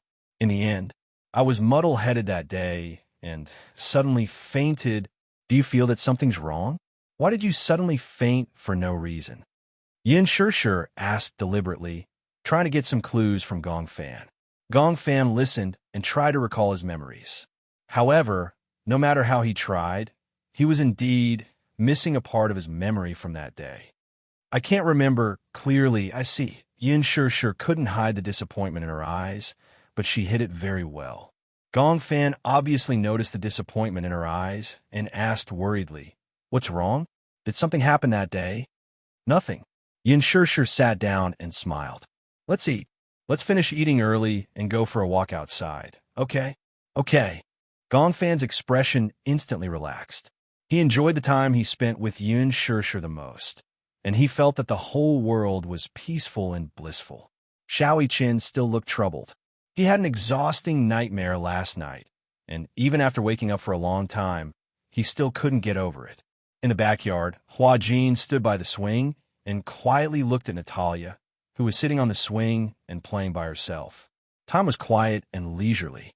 "Can't you push me?" Natalia suddenly asked him for help. Hua Jin smiled and asked half-jokingly, "Why?" "I wanted to push you, but you said you wanted to do it yourself." "I want to swing higher, but after swinging for a long time, I can't get any higher." Hua Jin helplessly circled behind her and gave her a gentle push. "How about this height? If it's too high, what if we fly out?" Natalia shook her head like a rattle drum. No, I want to go higher." "Don't worry. I'll hold on tight." When Hua Jin heard this, he was also helpless, so he repeatedly reminded him, "You must hold on tight, otherwise you will definitely fall and become stupid." "Yes." Natalia nodded and held the rope. Hua Jin gave a little push, and the swing swung high. "Wow." Natalia squinted her eyes and smiled excitedly. After the swing swung high, it gradually slowed down. After experiencing the excitement, Natalia settled down and sat on the swing, allowing the gentle breeze to caress her face. "When is Daddy coming back?" She abruptly blurted out this sentence. When Hua Jin heard this, he was stunned. He raised his eyebrows and asked, "Why? Do you miss Daddy?" "Yeah." Chapter 4240. "Didn't you just video call him a few days ago?" Hua Jin said again, "Daddy is so busy, he might not have time to come back." "Why don't you call him and ask when he will come back?" Natalia's eyes were wide open, and she looked expectant. Hua Jin didn't want to disappoint her, so he walked to the side and took out his phone. He looked at Gong Jie's FaceTime, hesitated for a moment, and finally dialed. Hurricane Group. Gong Jie put on a windbreaker and walked into the maintenance hall. He looked at the huge monster parked on the tarmac, an armed helicopter. This was his personal vehicle. Armed helicopters were equipped with weapons and developed for the purpose of carrying out combat missions. They were divided into ordinary armed helicopters, stealth helicopters, and high-speed armed helicopters. Armed helicopters could be divided into two major categories: special purpose and multi-purpose. The special purpose type had a narrow fuselage and stronger combat capability. The multi-purpose type could be used to carry out attack missions, as well as transport, landing, and other missions. Modern armed helicopters not only carried a variety of weapons, but also carried a large amount of ammunition. In terms of single aircraft, helicopters with a higher takeoff weight could carry more ammunition. For example, the Mi-24 armed helicopter used in the Eaton P-2H war and the AFH war. The nose is equipped with one 4-barrel machine gun, 1,500 rounds of ammunition for anti-tank missiles can be hung on the short wing tips, and 4 hangars can be hung under the short wing 4 57mm rocket launchers with a total of 128 rockets. If rockets weren't installed, 1,500 kilograms of bombs could be installed. Another example was the AHL armed helicopter used in the Vietnam battlefield. It was equipped with a 20mm cannon or 30mm cannon in the nose. 8 anti-tank missiles, or 76 70mm rockets, could be installed under the short wings of the fuselage. The A-129 helicopter with a takeoff weight of less than 4T was equipped with an organic gun.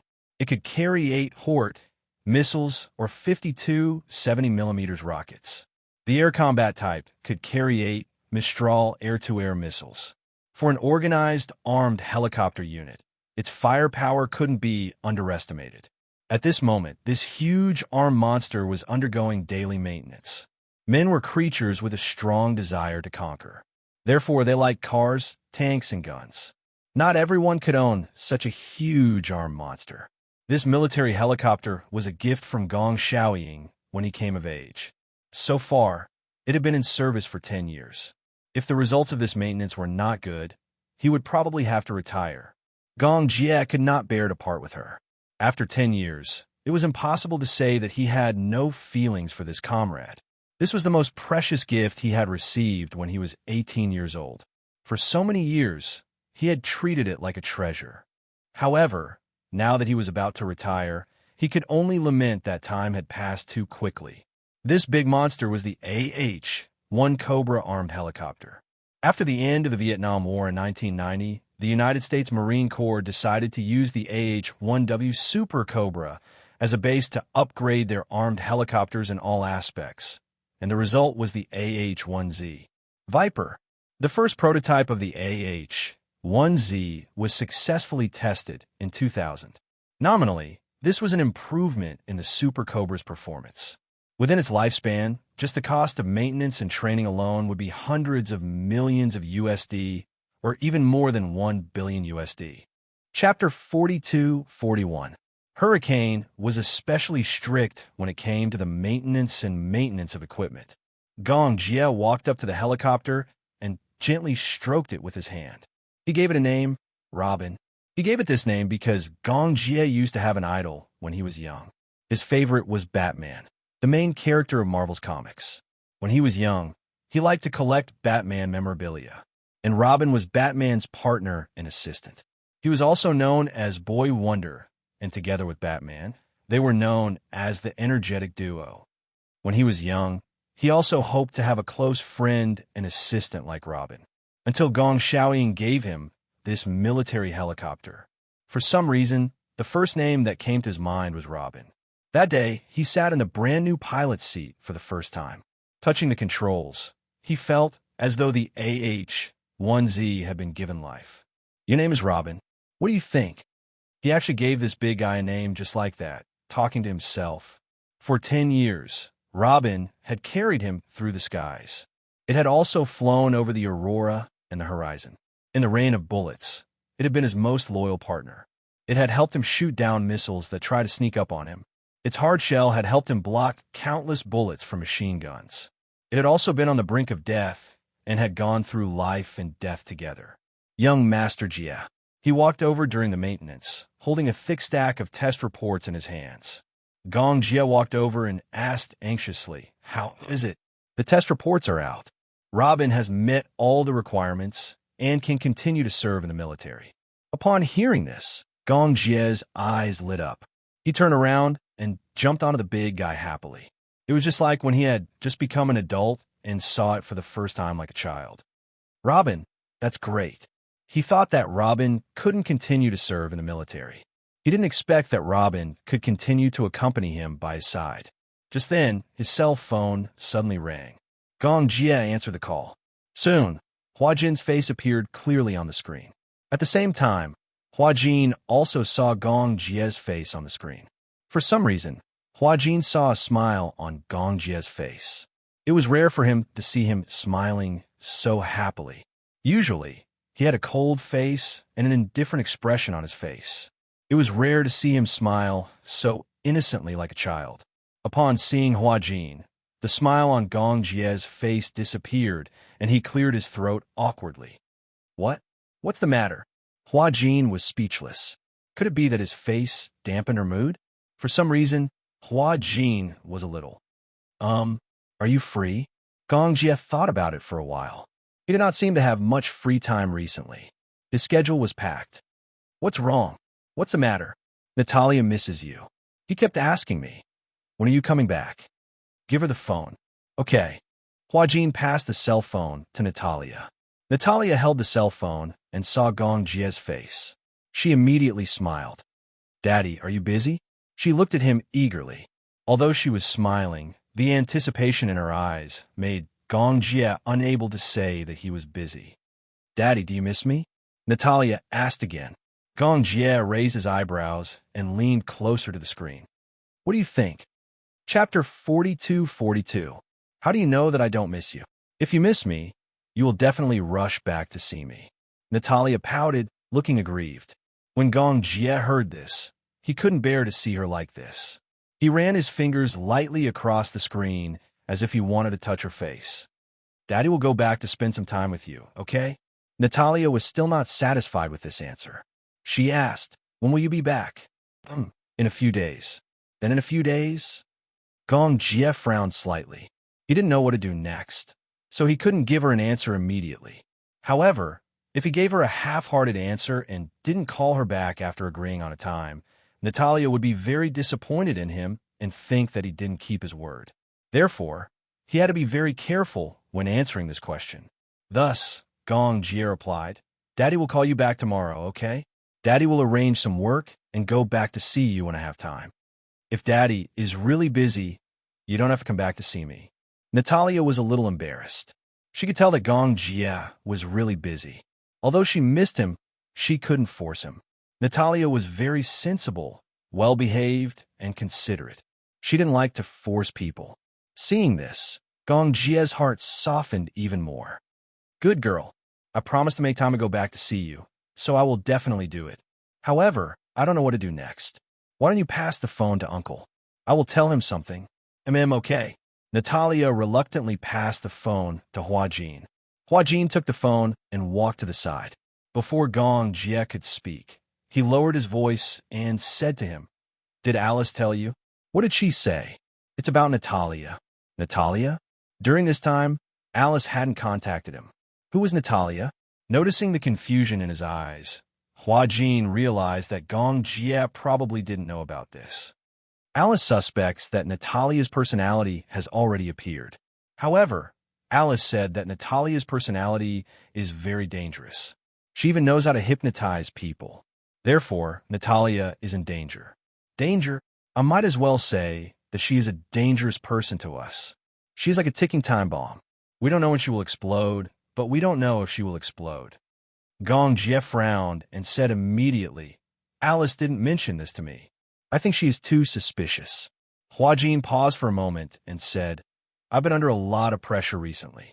It's not that I'm scared, but I'm worried that I won't be able to take good care of Natalia. After all, I have no experience in taking care of patients, and my reaction is always half a beat slower. Don't worry, there's no need to be so stressed. Just pay more attention to her condition. I believe that with Alice around, the situation won't get out of control. I will arrange my work as soon as possible and try to return to China as soon as possible. Because Alice was by Natalia's side, Gong Jie wasn't very worried at first. However, when he heard Huajin's words, he realized that things might not be so simple. Chapter 4243. Huajin nodded. For some reason, when Gong Jie promised that he would arrange it as soon as possible and return to see Natalia, Huajin felt inexplicably relieved. The name Gong Jie seemed to signify an absolute sense of security and reliability. Huajin put away his phone and walked in front of Natalia. Under her expectant gaze, he smiled and said, Daddy will arrange for work as soon as possible and return to accompany you. Are you happy? Natalia was so happy that she stepped on waves. Uncle Huajin, I feel so lucky to have met Daddy and you. Natalia didn't know why, but she felt extremely emotional. She suddenly jumped off the swing, ran in front of him, and gave him a big hug. I love you. Perhaps it was because she grew up in the West, but Natalia knew how to express love. Huajin was stunned. He didn't expect Natalia to give him such a warm hug. It seemed to be the first time she hugged him so actively. He was overjoyed. He also squatted down and hugged her tightly. I love you too. Yeah. Natalia blinked and suddenly thought of something. She lowered her voice and asked softly, Then, if I make a mistake, will you and Daddy not want me anymore? How can that be? Huajin didn't think much of it. Who doesn't make mistakes? No one is a saint and will never make mistakes. How can we abandon you just because you make a mistake? Natalia's eyes couldn't help but turn red when she heard that. Huajin suddenly realized why she asked that. She had lived in an environment with too many uncertain factors since she was young. It wasn't an exaggeration to say that she was homeless. Strictly speaking, Natalia didn't have any real family. At first, when Gong Jie said that he wanted to adopt her, she didn't think much of it. She had a feeling that this family wouldn't last for long. She didn't have much confidence in the concept of home and happiness. Therefore, she felt uneasy and cautious. She even deliberately distanced herself from him because she was afraid that once she put her feelings into it, she would be sad once they were separated. Then it's a promise. Natalia carefully extended her pinky. Her eyes sparkled as she moved closer to Hua Jin and pouted. Pinky promise. From now on, we're a family. No matter what, let's never be separated, okay? After spending so much time together, Natalia realized how warm it was to have a family, even though they had been living together peacefully. It was this long-lasting warmth that made Natalia even more dependent on Hua Jin. The more he felt warmth, the more he felt that this warmth was precious and the more he wanted to cherish it. Especially today, after the phone call with Gong Jie and learning of her needs, he immediately arranged for work and flew back to accompany her. It made her feel like she was being treasured. Therefore, she also wanted to cherish it and open her heart to let Hua Jin and Gong Jie live at her heart. Hua Jin reached out his pinky and gently hooked it with hers. His lips curled into a smile, revealing his pearly white teeth. I promise you. Natalia looked at him and smiled. Chapter 42-44. She was grateful to Hua Jin and Gong Jie for giving her such a family, even though such a family seemed to be different from other children's families. Everyone else had a mother and a father.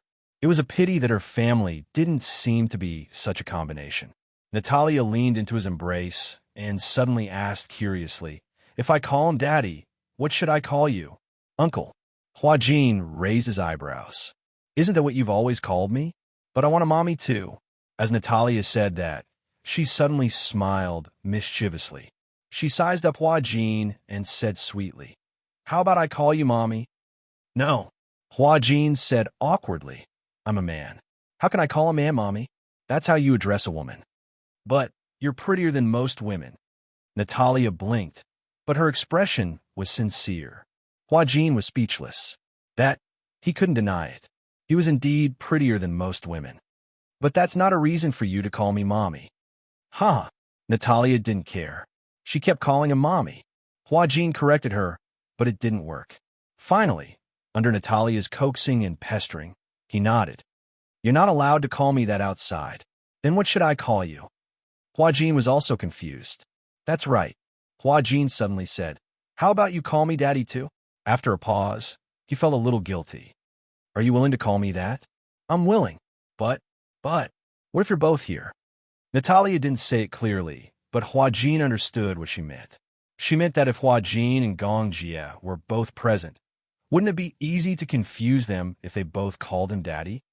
"How about this?" Natalia said. "I'll call Gong Jie Daddy Jie, and you Daddy Jin." Hua Jin suddenly laughed. It sounded as if he and Gong Jie were a couple. It felt weird. In foreign countries, many gays and lesbians formed marriage families, and their adopted children were called that. If outsiders heard it, they would misunderstand that he and Gong Jie were a couple. Daddy Jin. It sounds nice when you call me that." After spending so much time together, she was no longer as cold and distant as she was when they had first met. This question stumped Natalia. She mumbled, "I like both of them."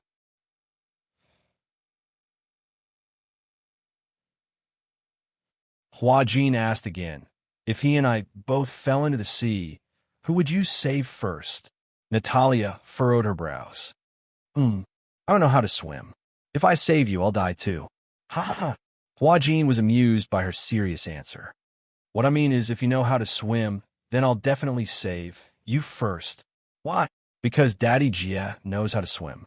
Natalia looked troubled. Chapter 42-45. I'll tell you a secret, okay?" Natalia said seriously. What secret?" "Actually, I have an older sister." Natalia hesitated for a long time before deciding to tell him the secret. Hua Jin's expression changed instantly. "Sure, this is a secret. Don't tell anyone else, or else my sister will be angry." What's your sister's name? Natalia, Natalia said. Actually, it feels weird to say that she's my sister because other than me, no one else has seen her. I feel that she's more like another me. You can see her? Probably. Probably? Hua Jin was a little confused by her tone. Why did she sound so uncertain? So, can I see her or not? Does it count if I see her in my dreams? In your dreams? I feel that she can control my body. Do you know about the crystal ball? Hua Jin vaguely sensed that he might be able to find some clues about Natalia from Natalia's mouth. Hence, he listened to her attentively. That crystal ball was a gift from my sister, Natalia. Gift? Natalia nestled in his arms and recalled. Actually, the first time I saw her was a long time ago. At that time, I couldn't sleep well. I would have many dreams, very strange dreams. Many times, I couldn't even tell which was reality and which was a dream. So, she gave me that crystal ball and said that as long as I hugged it to sleep at night, I would be able to sleep well. At least, I wouldn't have those strange dreams anymore. Crystal ball? Could it be? Natalia had hinted to Natalia that hugging the crystal ball would allow her to sleep well. Was she actually using the crystal ball to control Natalia? Natalia might have been controlled by Natalia because of the crystal ball? This seemed to be a very important clue. I see, Hua Jin probed. Do you have to hug the crystal ball to sleep every night? Yes, sometimes I forget, but if I do, I'll have a lot of strange dreams at night. However, if I hold the crystal ball, sometimes I feel like I have slept for several days, and I feel very tired when I wake up. I see. Actually, I'm very curious. Natalia frowned and turned to look at Hua Jin. Pursing her lips, she hesitated for a long time before finally asking the question that had been bothering her for a long time.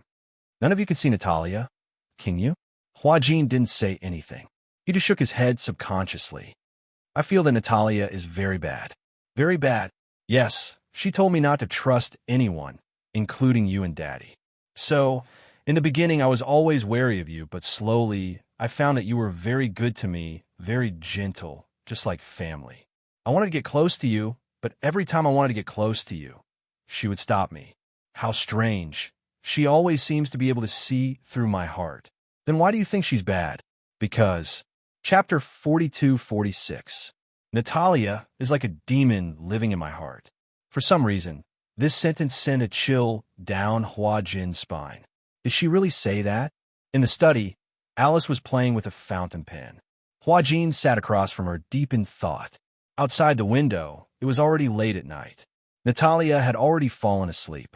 When Alice returned home, Hua Jin told her everything, no matter how big or small, about what had happened. Alice was surprised to hear it. Wait a minute. My mind is a bit messed up. Alice frowned. She decided to connect the clues and reorganize her thoughts. Hua Jin sat quietly on the side. He did not say anything, afraid that he would interrupt her thoughts. Can I understand it this way? Alice said seriously. Natalia controlled Natalia through the crystal ball. She could even decide when she could control this body and when she could let Natalia control this body. I think so too.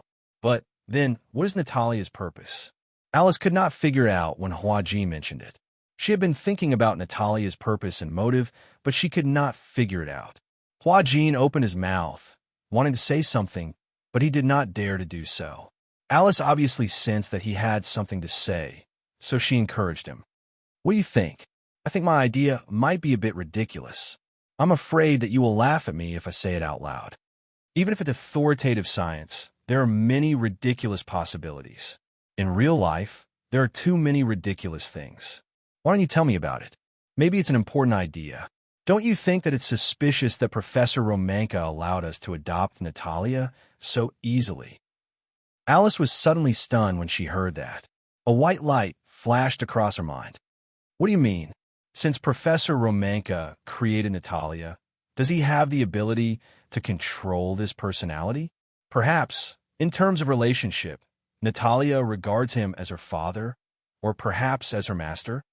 Alice frowned, and her eyes suddenly flashed with a sharp light. That's the main point. Then, since there is such a possibility, can Natalia's motive be considered as Romanka's, that he was the one who ordered Natalia to do all this? It's not impossible. Alice rubbed her temples.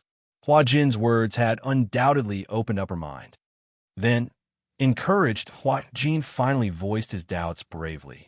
What's Professor Romanka's motive for creating Natarisa? You should know better than I do. Before this, I've looked into his academic research and spent some effort, but I also learned that Professor Romanka has always wanted to create a personality society to achieve the goal of controlling people with multiple personalities. Alice pondered for a moment and suddenly said, Professor Romanka's so-called personality society is to create a personality to take on the role of the Reaper. Reaper? Alice said in a low voice. Yes. This Reaper has the status of a leader recognized by all the personalities and has enough authority to control the life and death of all the personalities. Chapter 42-47. How is that possible? Hua Jin, on the other hand, was in disbelief. Don't tell me that even the main personality of a Reaper can be completely controlled. It's not to the extent of being controlled. However, it's hard to completely rule out this possibility. That's equivalent to not saying anything. Hua Jin said again. It's like a doctor telling a cancer patient there's a chance of curing the disease, but it doesn't rule out the possibility of not being able to survive. I've already said that even the most authoritative science doesn't have absolute conclusions. In fact, there are still many things in this world that humans haven't explored and understood. The so-called science itself is a known and verified answer. Alice emphasized and said, however, what we've learned from Professor Romanka's conclusion is that the Reaper's ruling power is very terrifying. Hua Jin suddenly became a little worried. It can't be that the main personality can be killed, right? After a pause, Hua Jin said again, I remember someone said before that the position of the main personality is absolutely not allowed to be challenged. The main personality won't be controlled, let alone killed. Yes, that's it. Alice frowned and suddenly said, but that's only in theory. For example, after many experiments, through electric shocks, and even through many similar experiments, there's a possibility that the other personalities will disappear. There's a more mysterious saying that these personalities are all driven to the land of exile. However, the world of dual personality and multiple personality is very complicated. After all, this kind of symptom is not like a fracture that can be determined through X-rays. It's very difficult for the outside world to find out what the world of these patients is like. You can't enter their mental world, so you can't find out what kind of earth-shaking changes are happening in their bodies. Then, you mean Professor Romanka and I came up with the idea that the sanctioner couldn't kill the first personality, but in the illusion, the first personality was killed by the sanctioner in the dream. What if the sanctioner knew that he was already dead? The death of self-awareness is like a person in a vegetative state. He thinks he's awake, but he's actually still alive. He's just in a deep sleep, but he doesn't have the consciousness to wake up. Perhaps such a deep sleep is not far from death. Hua Jin was confused, but he finally understood what she meant. It was nothing more than, for example, if the Reaper split from Natalia's body, then in the dream or in the illusion, the Reaper killed the first personality. Then, if the first personality thinks that he's dead and doesn't realize that he's only dead in the dream, then an endless deep sleep is no different from death. Do you know? Alice said seriously. If Gong Fan doesn't take the initiative to release Yu in his consciousness, perhaps Yu would still be trapped in the endless seal. Hua Jin could not help sucking in a breath of cold air. Chapter 42-48. Then, let me ask you a question. Hua Jin asked seriously. Can both Yu and Gong Fan's personalities be preserved at the same time? Alice was stunned when she heard this. Why do you ask? You said that with Yu's current body, bearing two personalities is a huge burden. His mental strength can't support it all. However, whether it's Shi, Xiaoi Chen, or even Yu Yao, they all have feelings for Gong Fan.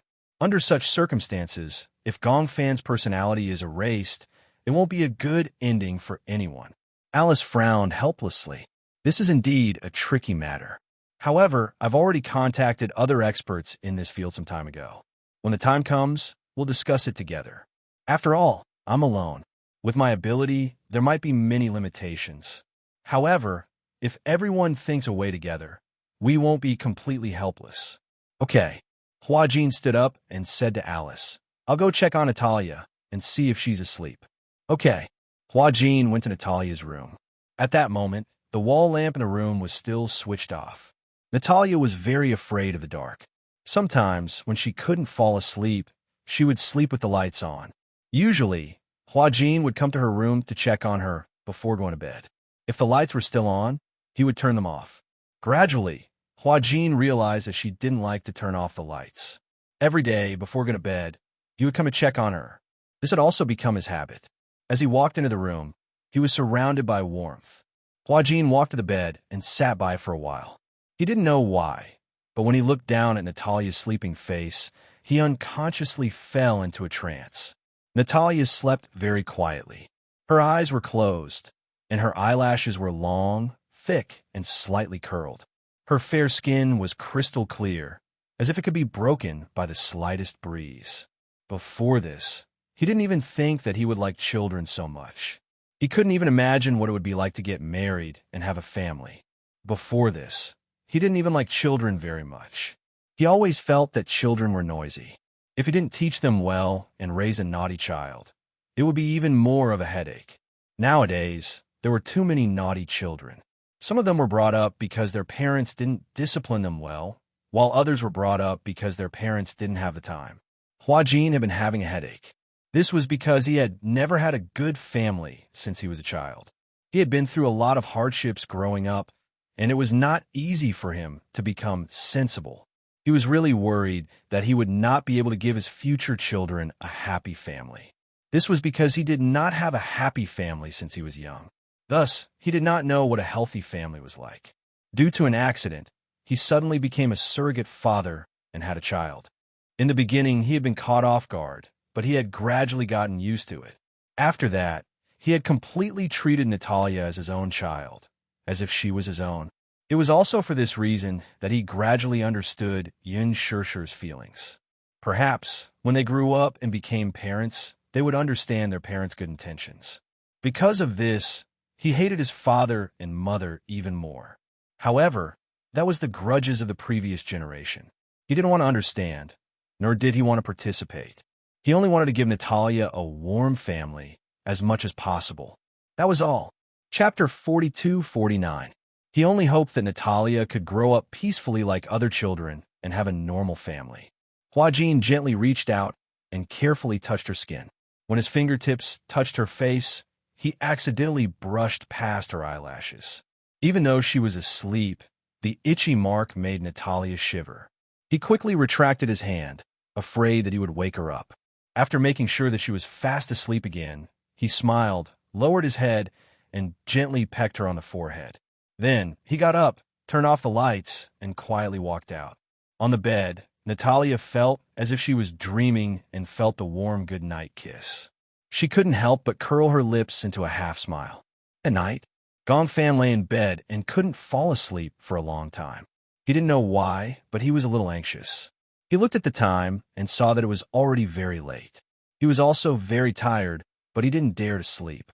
He was afraid that if he fell asleep, he wouldn't be able to wake up again. His anxiety made him even less sleepy. Thus, after a few rounds of tossing and turning, he felt much more refreshed. He sat up a little and leaned against the bed. He turned to look at Xiao-Chen and saw that he was already breathing evenly. It was obvious that he was dreaming. Gongfan let out a soft sigh and got out of bed. He shuffled his slippers and put on a jacket. When he passed by the study table, he saw Xiao-Chen's earphones and iPod on the table and picked them up. He put on the earphones, walked to the balcony, and turned on the music. The music was paused halfway, so when he pressed the play button, the music started to play. Looking back, you haven't gone far. Yi's gaze will never change. Gongfan was stunned. He didn't expect Xiao-Chen to listen to such sad music. The music was all right, but the singing was sad and the lyrics were sad. It couldn't help but stir up one's emotions. Gongfan walked to the swing and sat up gently. He casually kicked it, and the swing started to sway slowly. The night breeze was gentle, and it was a little cold. He straightened his clothes and looked up at the moon in the sky. Indistinctly, he heard a suppressed sobbing sound. Gong Fan was shocked and shouted. He followed the sobbing sound and groped his way over. His footsteps were very light, so even when he walked to the other balcony, the sobbing did not stop because he was discovered. What should I do? Am I being too selfish? When Gong Fan heard Yin Shishir's choked voice, his heart skipped a beat. He stood rooted to the ground, not daring to move. The balcony of the master bedroom was separated by a wall. On the balcony, Yin Shishir leaned against the railing. She lowered her head and held her forehead in frustration. Mu Yaja comforted her tenderly. Don't think too much. If Yu sees you like this, she will feel even worse. What should I do? Yin Shishir sobbed and said sadly, I can't bear to part with Gong Fan. My heart aches for this child. He has been carrying so much on his shoulders since he was young. Yu must have noticed my reluctance and heartache for Gong Fan, so he shouldered everything by himself. And I can't do anything to help. Because of my selfishness, even though he is in so much pain, he can't bear to make a choice. He is worried that if he loses Gong Fan, I will be sad. Chapter 4250. She knew that she was the one who couldn't bear to part with Gong Fan. Yu could tell that she couldn't bear to part with him. That was why she had held on for so long. But now, she could tell that Yu's mental state was getting worse. Nightmares were endless. Nightmares destroyed one's willpower. Yu insisted that he was fine. She didn't even say a word of comfort. This wasn't something she wanted to see. She had imagined such a situation countless times. Yu and Gong Fan. She had to choose between them. But every time she thought of making a choice, she didn't dare to think about it anymore. It was this hesitation and indecisiveness that made Yu bear so much silently. There's no point in thinking so much now. I'm just thinking that whether it's Gong Fan or Yu, they're both our sons, and we can't do without either of them. Maybe we don't have this condition now, but maybe in the future, in the near future, we will have this condition and you won't be in such a difficult position. When Yin Shishir heard this, she couldn't bear it anymore. Even if the body can bear it, the mind will never be able to bear it, right? If it were you, would you be willing to share a body with the other personality? Mu Yaja didn't say anything. Of course, he wasn't willing. It wasn't because he was selfish. It was because both personalities would suffer because of this. No one wanted to fall asleep tonight, only to wake up half a month later. Even if it was the same person, two personalities would never be able to fit together 100%. No matter how advanced the medical technology is, there's no way to save Yu and Gong Fan, unless Gong Fan exists in another body. After a pause, Yin Shishir calmed down a little. She gripped the railing tightly and said sadly, I don't want Yu to interfere with his decision because of me. You mean? Yin Shishir was silent for a long time. With tears in her eyes, she looked up at the hazy moon in the sky. But when she thought of the decision she had to make next, she closed her eyes sadly and cried. Yu is an independent person. He should have his own thoughts and shouldn't be unable to make a decision because of my concerns. So, she choked on her sobs for a long time. The broken words in her mouth could not be strung together into a coherent sentence. It was obvious how much pain she was in. Her back was stiff like a rock. If I really have to make a decision, Yin Shishir took a deep breath and said with difficulty, For Yu, I also want to give up Gong Fan. Even though the words were suppressed, they still reached Gong Fan's ears very clearly. He leaned against the wall and opened his eyes weakly. After a long while, he finally came to his senses and his eyes turned red. For Yu, I have to give up on Gong Fan. It was just a few words, but they were sharper than the tip of a knife. They pierced his heart mercilessly. Gong Fan pursed his lips tightly and didn't say a word. He stood silently in the shadows and hid himself. It was only when Mu Yaja comforted Yin Shishir and helped her back to the room that he finally found his breath. He finally took a step forward, but he almost stumbled and fell to the ground. Chapter 4251. He sat on the bed in a daze. At that moment, Xiao Chen was still sleeping soundly on the bed. He looked at Xiao Chen with sincere envy. He envied Xiao Chen for having a peaceful world. He didn't have to worry about not being able to appear again. He also didn't have to feel guilty, sad, or disappointed about being abandoned. Yes, Yin Shishir's words were obvious enough. For Yu, she was willing to give him up. In other words, if there was a medical method that could save Yu, she was willing to give him up. Between Yu and his Libra, she chose Yu. But what was wrong with that? After all, her feelings for Yu were not something he could compare to. But it was unfair. It was unfair. In fact, he had appeared a long time ago in this body. It was just that Gong Fan felt indignant but helpless. Even so, even if he knew it was unfair, what could he fight for? He couldn't win. Gong Fan suddenly felt very sad. The thing that he had been afraid of had finally happened. He had always felt uneasy and insecure. Even if Yin tried her best to give him a sense of security, he still didn't feel safe. Now that he heard Yin decision with his own ears, Gong Fan's entire world collapsed. He lay down on the bed and looked at the ceiling in a daze. His tears gradually stopped, but that kind of sadness was not something that tears could express.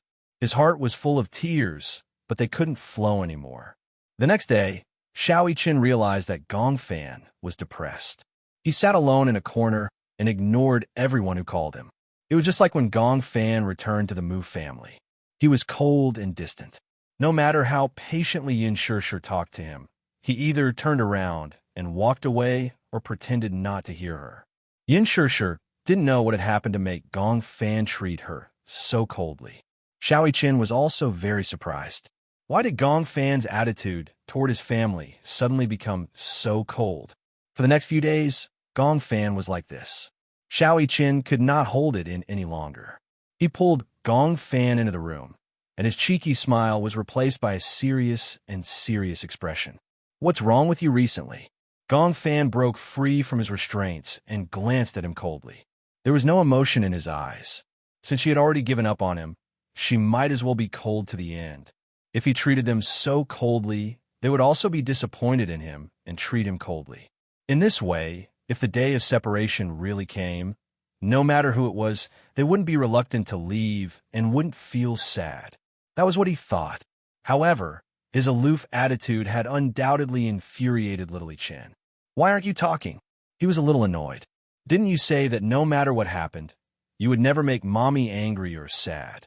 But look at what you've been doing these past few days. No matter how much Mommy and I talk to you, you ignore us. Do you know that Mommy's imagination will run wild, and she will be very sad? This series of aggressive questioning made Gong Fan even angrier.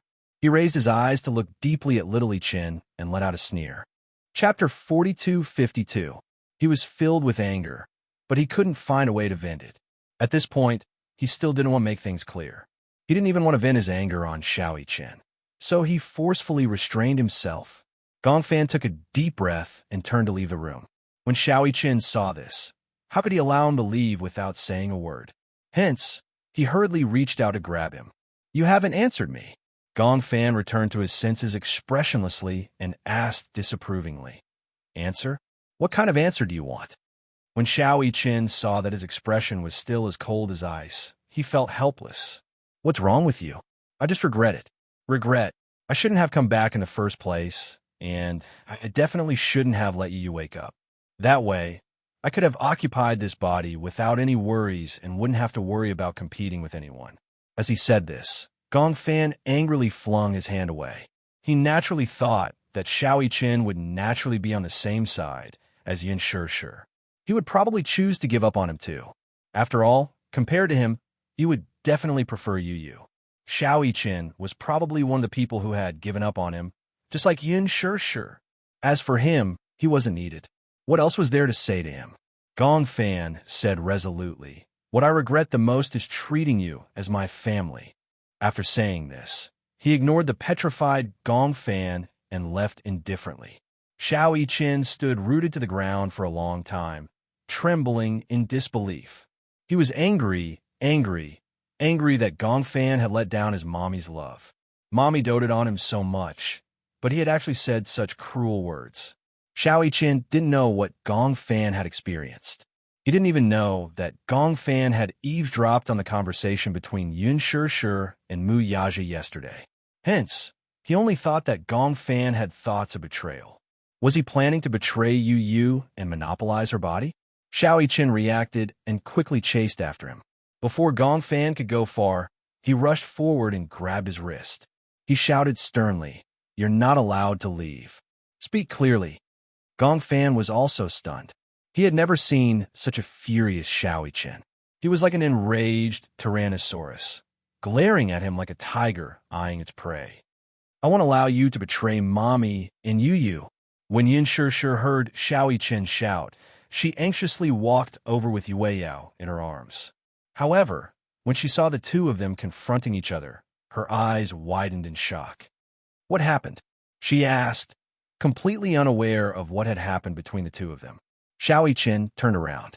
When he saw that it was Yin Shishir, he snapped out of his rage and regained some rationality. "Mommy, what happened?" Yin Shishir asked in surprise. "Why did the two of them quarrel?" Xiao Chen would never quarrel with Yu, much less with Gong Fan. From what he knew, Yu and Gong Fan were both his younger brothers, and he was the older brother. Hence, he thought that he had to give in to his two younger brothers and never quarrel with them. It was extremely rare for her to see Xiao Chen so angry, and she had never seen him so angry with anyone. What happened? Chapter 42:53. Hence, when she saw Xiao Chen flaring up at Gong Fan, she became even angrier and was determined to get to the bottom of the matter. However, in Gong Fan's eyes, this was undoubtedly charity. Xiao Chen turned his face away awkwardly and refused to say anything. He didn't want Mommy to be disappointed in Gong Fan. If Mommy heard those words, she would definitely be very sad. Xiao Chen was considerate and thus didn't want to say anything. Yin Shishir looked at Gong Fan again, but he turned his face away expressionlessly and looked coldly at the ground. Even though he was looking at the cold ground, he didn't want to look at her. "What's wrong, Xiao Fan?" Yin Shishir was a little confused. Looking at the two children turning their heads angrily without looking at each other, she didn't know what to do. Why was he treating her so coldly for no reason? Could it be that the children were more sensitive and realized that she had already made a decision in her heart? "Mommy, don't talk to him anymore." Xiao Chen snorted and said, "I don't like him. I still like Yu the most. Yu is obedient, and gentle. He will never make Mommy sad." "What's wrong with him?" "Nothing." Xiao Chen still refused to say. Yin Shishir was anxious. The more he refused to say, the more she felt that the matter was serious. Gong Fan didn't say anything and turned to leave. Yin Shishir called out to him and walked in front of him. She held his shoulders and said uneasily, "What's wrong with you? Why do I feel that you've been gloomy since early in the morning, as if you have a lot on your mind? What happened? Why don't you tell Mommy?" Gong Fan finally looked at her, but at that moment, his eyes were filled with disappointment. He didn't know why, but he felt an inexplicable surge of emotions. He clenched his fists and held back his sobs. Pretending to be calm, he asked, "If there comes a day when Mommy has to choose between you and me, I think Mommy must have made a choice." Yin Shishir was stunned when she heard that. She did not know why Gong Fan suddenly said that. But could it be that they had a telepathic reaction? Last night, because of her uneasiness and guilt, she couldn't get a good night's sleep. The next day, until Mu Yaja went to work, even though her eyes were closed, she wasn't in the mood to sleep. Uneasiness and guilt attacked her fiercely. She could even imagine how desperate this child who had wholeheartedly believed in her must have felt when she gave up on Gong Fan. When she thought of this, she felt as if her heart was being stabbed. However, even if she was reluctant, she had to make such a decision. However, for some unknown reason, why did Gong Fan also sense this matter? Yin Shishir's face was burning hot. At the side, Xiao Chen was also stunned. He did not understand the connection between the two events. However, thinking that Yin Shishir would not make such a cruel decision, he said stubbornly, "Are you kidding me? Don't you know what kind of person Mommy is? Even if there's only a 1 in a million chance, she will do her best to protect you. Whether it's you or you, Mommy will not give up easily." Chapter 42:54. For a moment, she could not hide the guilt she felt towards Gong Fan. Her eyes turned red. Gong Fan looked at her red eyes. His heart, which he thought was already made of stone, softened. He could not bear to force her or threaten her to change her decision. He had been given up, so he accepted being given up. In the past, he had sworn that no matter what decision Yin Shishir made, he would always trust her and protect her. Therefore, Gong Fan could not bear to blame her. Especially after seeing her tears, he could not harden his heart to face her. However, since it was her decision, he silently accepted it. Gong Fan knew and could tell that Yin Shishir must have been in a lot of pain when she made this decision. She was hesitating, and even now, she was still hesitating. He did not want to beg her to make a new decision because of this. After all, if this went on, he would feel tired, and so would the others. Since it was so torturous, it was better to let go and give up. Everyone would be free and easy, and it would be much easier. Gong Fan knew that if that day really came, Yin Shishir would definitely be overwhelmed by guilt. He curled his lips, and a layer of ice suddenly appeared in his eyes. Xiao Chen is right. Gong Fan looked at Yin Shishir coldly. I am indeed cold and heartless.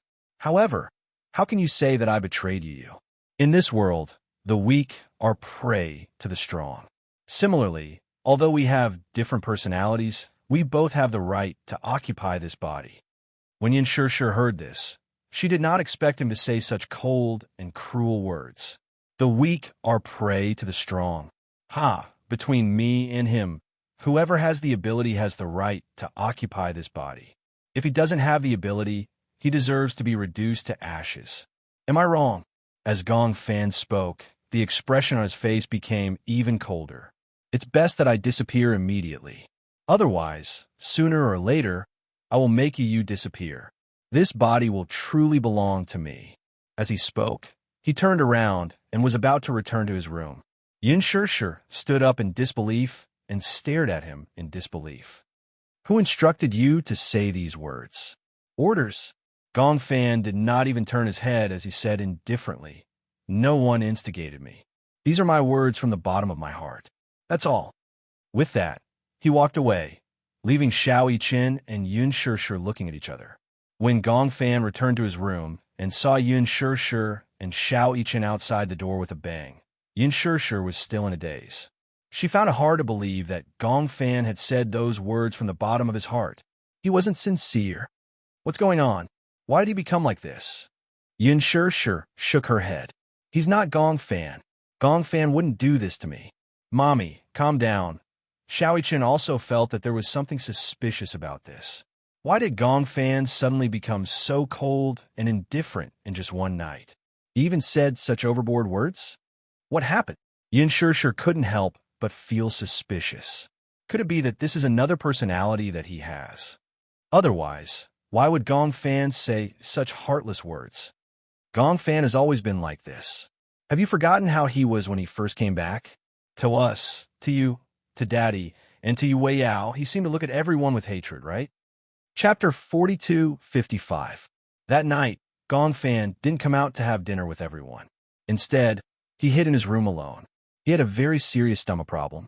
Yin Shishir had also reminded him about this. If he didn't eat on time, his stomach would hurt and it would be terrible. However, Gong Fan didn't want to come out. He locked himself in the dark room and curled up on the bed. He missed dinner time, and his stomach was indeed in so much pain that it started to twitch. He clutched his stomach tightly, feeling cold all over. If he really decided to leave, since Yin Shishir had decided to give up on him, then he shouldn't be reluctant to leave. Be cold to the end. Let the coldness end everything. If he was cold to the end, the heartache would probably be less. Gong Fan turned over with difficulty and casually turned on the bedside lamp. He searched around the bedside table, and, as expected, he found a bottle of stomach pain medicine. Without the medicine, he chewed and swallowed the dregs. He returned to the bed and wrapped himself tightly with the blanket, shivering. Torture like self-abuse, giving up. At the door, Yin Shishir paced back and forth at the door with the food that had been reheated 3 times. She looked at it anxiously, but couldn't muster the courage to knock on the door. Muyaja saw that she kept pacing in front of Gong Fan's door and didn't even bother to eat. He felt helpless and didn't know whether to laugh or cry. He walked over and patted her shoulder gently. You haven't eaten yet. Eat first. However, Yin Shishir couldn't care less about eating. When she thought of Gong Fan's stomach problem, how could she care about herself? If he doesn't eat dinner, his stomach will definitely hurt. However, I've been standing at the door for a long time and haven't heard any movement.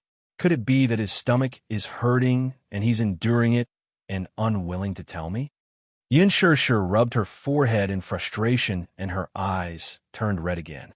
Why is he like this? He was fine yesterday, but he suddenly changed today. I was caught off guard. As she said this, she tried to knock on the door again and said gently, "Are you there? Gong Fan, come out and eat, okay? Mommy made your favorite century egg and lean meat porridge. If you don't have an appetite, eat a little to fill your stomach." After a while, there was still no response from the other side of the door. Yin Shishir bit her lip, her heart aching. Xiao Chen couldn't take it anymore. He pushed Yin Shishir aside and slammed the door with his fist. "Gong Fan, come out and eat. Do you hear me?" He couldn't bear to see Yin Shishir being wronged like this, especially when she had brought out her sincerity. Yet he had abandoned her. He was not qualified.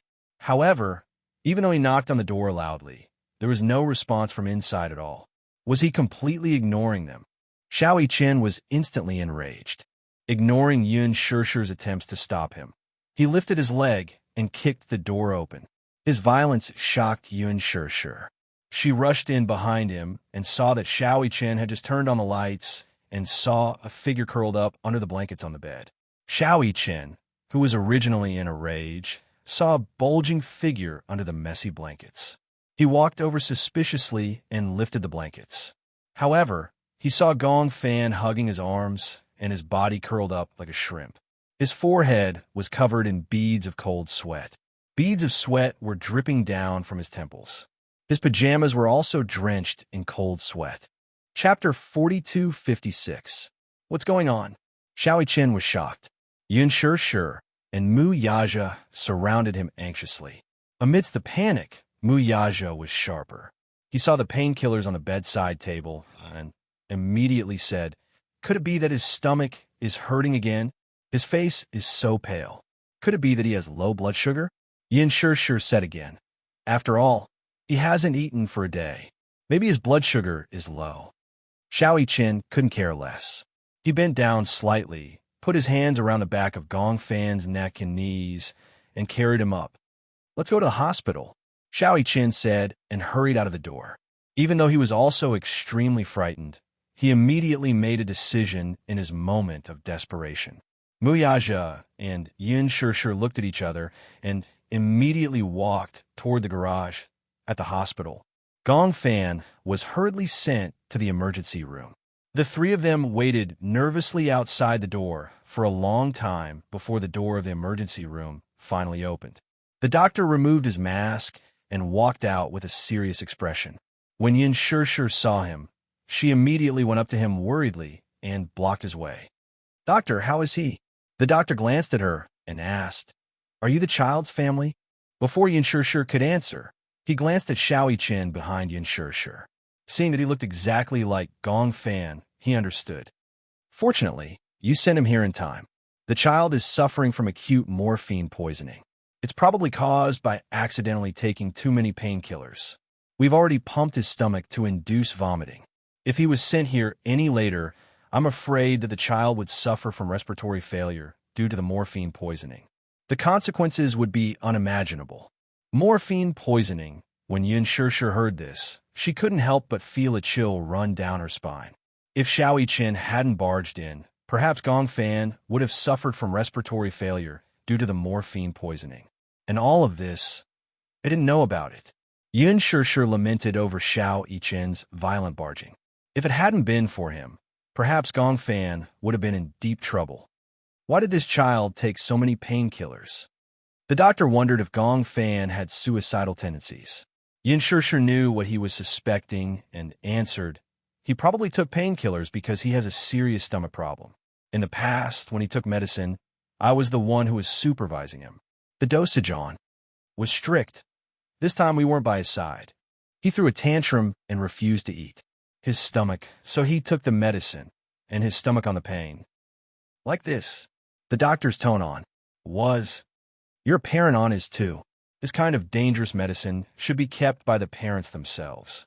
How can it be placed in a place where children can easily touch it?" Yin Shishir pursed her lips and lowered her head. She accepted the doctor's criticism guiltily. In fact, the doctor thought that Gong Fan was as childish as an ordinary child. Actually, only Yun Shishir knew that Gong Fan knew that he could not take too much medicine. The big problem was that it was too painful this time. He had given up on himself and swallowed a lot at once. However, he did not know the consequences and almost caused such a disaster. You're too irresponsible as a parent. You put the medicine where the child can see it. If he didn't know, he would have taken it all at once. Now that you've sent him back, I'm afraid there's nothing you can do to save him. Chapter 42:57. Muyaja looked a little unhappy. When he saw Yun Shishir lowering her head and apologizing sincerely, he couldn't help but feel sorry for her and pulled her into his arms. We'll be careful next time. How's the child? He quickly changed the topic. The doctor stopped there and heaved a sigh of relief. He's been saved, but he has to be hospitalized for a few days. This child doesn't seem to have a good constitution and needs to be taken care of carefully. He'll be transferred to the ward soon. You guys can watch over him in the ward. Okay. Soon, Gong Fan was pushed out of the emergency room and transferred to the intensive care unit. Yun Shishir came to the ward and saw Gong Fan lying on the bed with a pale face. There was no trace of blood on his face. His eyes were tightly shut and his hands were slightly curled. He was motionless and lifeless. Just by looking at it, she felt as if a knife was being twisted in her heart. How did he become like this? Yun Shishir casually pulled a stool by the bed and sat down. Her heart ached as she held Gong Fan's cold hand. In his coma, Gong Fan seemed to realize this warm touch and couldn't help but hold her hand, unwilling to let go of this warmth. Yun Shishir's heart ached even more. How did he become like this? What exactly happened to Gong Fan's body? Muyaja and Xiao Chen stood at the door, not daring to disturb her. Now, Gong Fan was on a forge rip, and Yun Shishir was guarding him without moving. When Xiao Chen saw this, he said to Muyaja, "Tonight, I'll stay here and watch over brother. Daddy, do you want to go home first? You have to wake up early tomorrow morning." How can I go to work in peace in this situation? Muyaja laughed helplessly. Even though he usually looked deep and didn't seem to care much about Gong Fan, he was still his son after all. It was just that compared to a mother's love, a father's love had always been as deep as a mountain. He said, "I've applied for leave tomorrow. Today, I'll stay in the ward to accompany you. Why don't I send you back and rest early?" Xiao Chen frowned and said honestly, "I can't sleep peacefully with little brother like this." "Then stay here and accompany them." Muyaja patted his head. "Go and get some hot water." "Oh, got it." Xiao Chen briskly picked up 2 bottles of hot water and walked to the boiling room. Muyaja walked over to Yun Shishir's side, gently held her shoulders, and squeezed them. Yun Shishir looked up at him. "Don't worry. Since the doctor said that he'll be fine, there's nothing to worry about. I keep having the feeling that he has something on his mind, but he doesn't tell me." After Muyaja heard this, he suddenly lowered his voice and asked, "Could it be that he accidentally heard the conversation outside yesterday?" Yun Shishir turned pale with fright. "How is that possible? Other than that, I can't think of any other possibilities. Perhaps he couldn't sleep in the middle of the night and accidentally overheard our conversation in the back garden. Who knows? Could it be?" Yun Shishir couldn't help but shudder at the thought of it. If Gong Fan heard this, then he would definitely be bitterly disappointed. If he were in Gong Fan's shoes and heard that he had been abandoned, he would feel especially upset. If that was really the case, she wouldn't be surprised by Gong Fan's abnormal behavior today. Chapter 42:58. When Gong Jie returned to China, it was already 1 o'clock in the morning. It was a full 10 hours of time difference, but he had already gotten used to it. The villa had a large private helipad specially reserved for helicopters. However, this helipad was very close to the villa. Gong Jie thought that if the helicopter landed directly on this helipad, the loud noise would definitely wake Natalia up. At this time, she might have already fallen asleep. Hence, he parked the helicopter at the helipad of another hotel and drove to the villa. Hua Jin was already asleep. In the middle of the night, his phone suddenly rang. He sat up in bed and picked up the phone beside his pillow. Only then did he realize that it was Gong Jie's number. He picked up the phone. Gong Jie's voice came from the other end. "You're asleep? If not, oh please. What time was it now?" It was already 1 o'clock in the morning. Why wouldn't he be asleep? "It's so late. What's the matter?" Gong Jie said. "I'm here. Where are you?" "I'm home." "Then why don't you just come up?" Hua Jin silently rolled his eyes. However, Gong Jie said awkwardly, "I'm lost." "Huh?" Hua Jin's eyes widened as if he had heard a fairy tale. "Lost?" "Yes, I came in from the back garden, but I got lost in the garden." When Hua Jin heard this, he couldn't help but feel cold. Indeed, the interior area of this villa was already astonishingly large. The complimentary garden area alone covered an area of more than 20 acres. In addition to the intricate garden structure and the lush shadows of the trees, Hua Jin had once lost his way in the garden. "How did you come in from the back garden?" "The garage is in the back garden." Gong Jie gradually lost his patience, and his voice became deeper. "Come and pick me up." After that, he hung up the phone. Hua Jin let out a long sigh. Gong Jie had returned to visit Natalia. It seemed that, at least for the time being, he wouldn't be able to have a peaceful day. Hua Jin stood up, walked to the back door, and turned on the lights in the back garden in advance. He couldn't figure out the intricate route for a long time, but if the lights in the back garden were on, it would be of great help in finding the path. "Can you hear where my voice is coming from?" "I heard you. And do you see a huge stone sculpture here?" "I saw it." "Yes, just walk in this direction and you'll be able to walk out." The huge back garden was like a huge garden maze at night. If one was not careful, it would be easy to get lost. Hua Jin rarely came to the back garden. Natalia, on the other hand, liked to wander around the back garden. This place was almost her world. The swing, the garden, the stone sculptures. This place was her little world. Gong Jie, on the other hand, was an out-and-out clown. He actually got lost in the backyard. After a while, Hua Jin finally heard Gong Jie's footsteps gradually approaching. He looked in the direction of the footsteps. Through the layers of shadows of the trees, he finally caught a glimpse of Gong Jie's figure shuttling through the garden. Hua Jin immediately went up to him. "Here, this is the exit." He went over and unexpectedly bumped into Gong Jie, who was full of hostility. After searching the back garden for so long, his patience was basically exhausted. Chapter 42:59. Hua Jin tried his best to hold back his laughter and pretended to be calm as he said, "This is the villa you bought." Gong Jie snorted when he heard that. The real estate consultant didn't say that this would be a backyard where people would get lost. He thought that he was going around in circles. No matter how he walked, it would be the same. In the end, he would definitely return to the starting point. If Hua Jin hadn't turned on the lights, he would have been searching here for an entire night. Hua Jin sighed. "Why did you come back so late? It takes more than 10 hours to fly from Hurricane to here. We also have to transfer to a helicopter." "Why? My plane can't land here. I don't have permission to land." With that, Gong Jie asked again, "What about Natalia? Is she asleep?" "Yes, she's asleep. It's already so late. She must have gone to bed long ago." "Oh," Gong Jie said. "Then I'll go up and take a look." "Okay. Do you still remember which row and which room her room is in?" Gong Jie was stumped by the question. In that case, it seemed that he really didn't remember. He had bought this villa for Hua Jin and Natalia. It had to be said that it was really big. Not only did it occupy a lot of space in a backyard, but the entire villa was also very big. It was like a century-old manor. It was said that this villa was the king of villas in this area. It was even more impressive than Yun Shan Shi, which was under Mu Yaja's name. When Yun Shi came to visit for the first time, she was very envious. She had never seen such a big villa before. Only someone as rich as Gong Jie could buy it with his eyes closed. He didn't feel anything at all. Gong Jie was used to living in big places.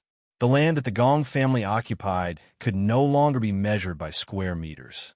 It was a magnificent castle, and it was also a super mansion that was one of a kind in the world. Gong Jie and Hua Jin walked up the stairs one after another. Hua Jin led him to Natalia's room. After entering the room, he turned on the wall lamp. Gong Jie had just walked in when he smelled a fragrance. It was Natalia's natural fragrance. There was a faint fragrance on her body. It was hard to tell what it was, but it was especially refreshing. Gong Jie slowly walked into the room. His footsteps were very light, as he was afraid of waking her up. When he walked to the bedside and saw the person sleeping soundly on the bed, his originally sharp eyebrows slightly relaxed. He gently sat down on the side of the bed. However, the moment he sat down, Natalia's eyelids suddenly fluttered, and she slowly woke up. She opened her eyes and focused her gaze on the man sitting on the side of the bed. When she recognized him, she was overjoyed all of a sudden. "Daddy." Gong Jie was a little absent-minded when he saw that she was awake. "Did I wake you up?" "No." Natalia pursed her lips and sat up on the bed. She opened her arms and softly snuggled into his arms and threw herself at him. Gong Jie hugged her with both hands, but Natalia's muffled voice came from his arms. "Why did you come back so late?" Hua Jin had told her that Gong Jie would be back soon. When Natalia found out that he would be back, she waited day after day, but he didn't come back. She couldn't help but feel a little disheartened. That night, she slept absent-mindedly. She was afraid that after she fell asleep, Gong Jie would return and she wouldn't be able to welcome him immediately. For a child, welcoming the return of a family member was a ritual. Chapter 4260. As she waited, she was so tired that she fell asleep in a daze. However, she didn't fall into a deep sleep. Thus, when Gong Jie came in and sat on the bed, she was startled awake. At that moment, she was like a little kitten nestled in his arms. Gong Jie couldn't help but feel tender affection for her. The tedious matters of the past few days were instantly swept away and replaced by happiness.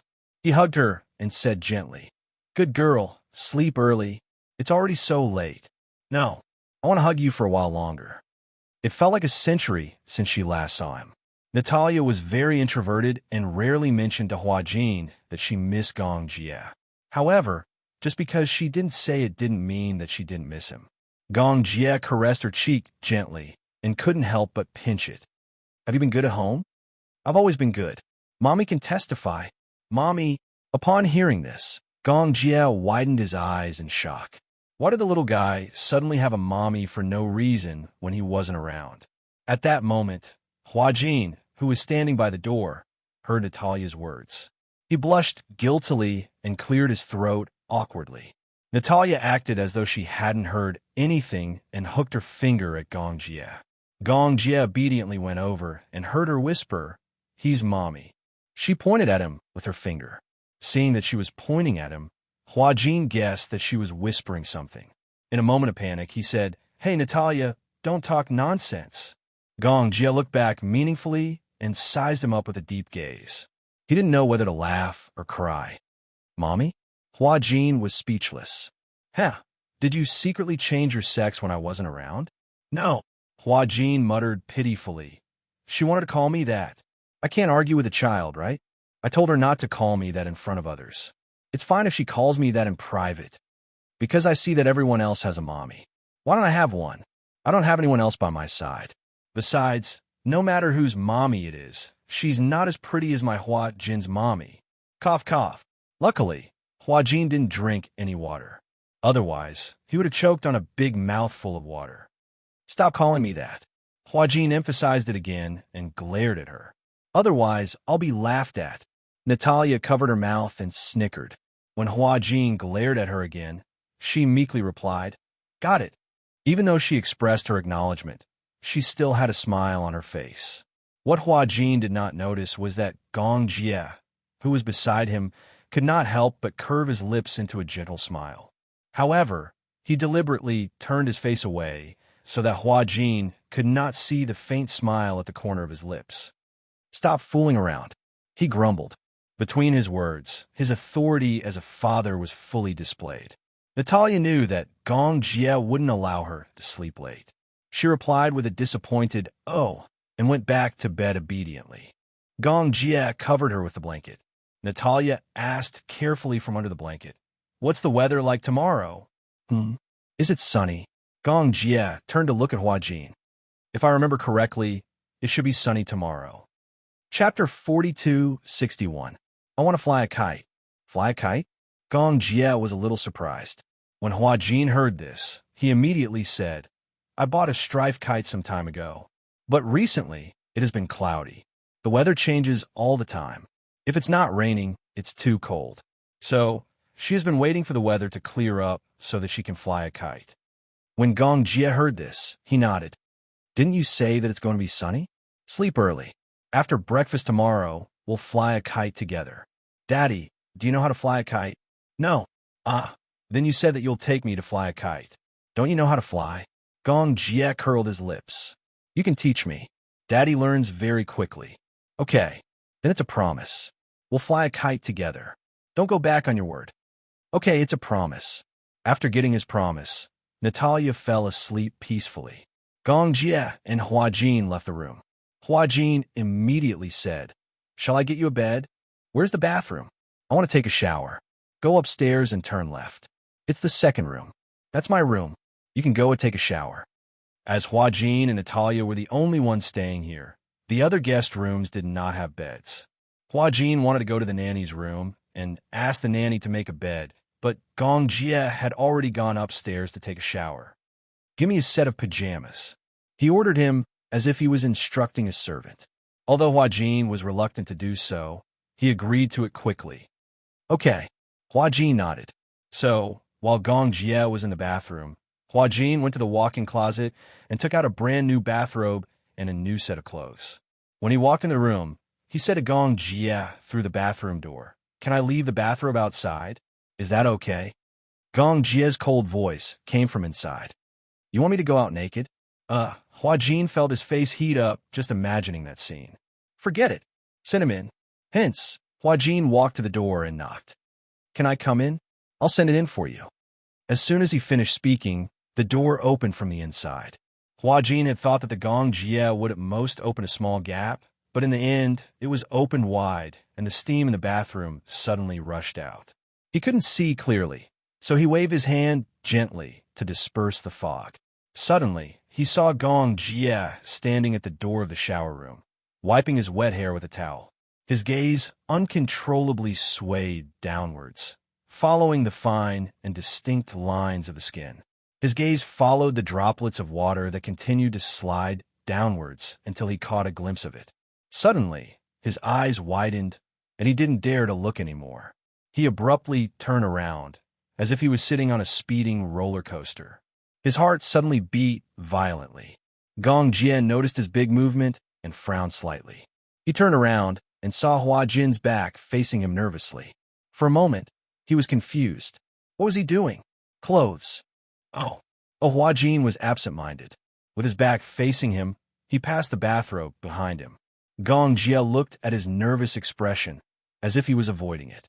Then, he looked at his own naked body and seemed to understand something. Why? You're shy like a woman. Like a woman? Hua Jin couldn't help but frown.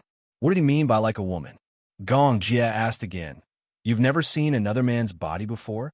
Chapter 4262. Gong Jie raised his eyebrows disapprovingly.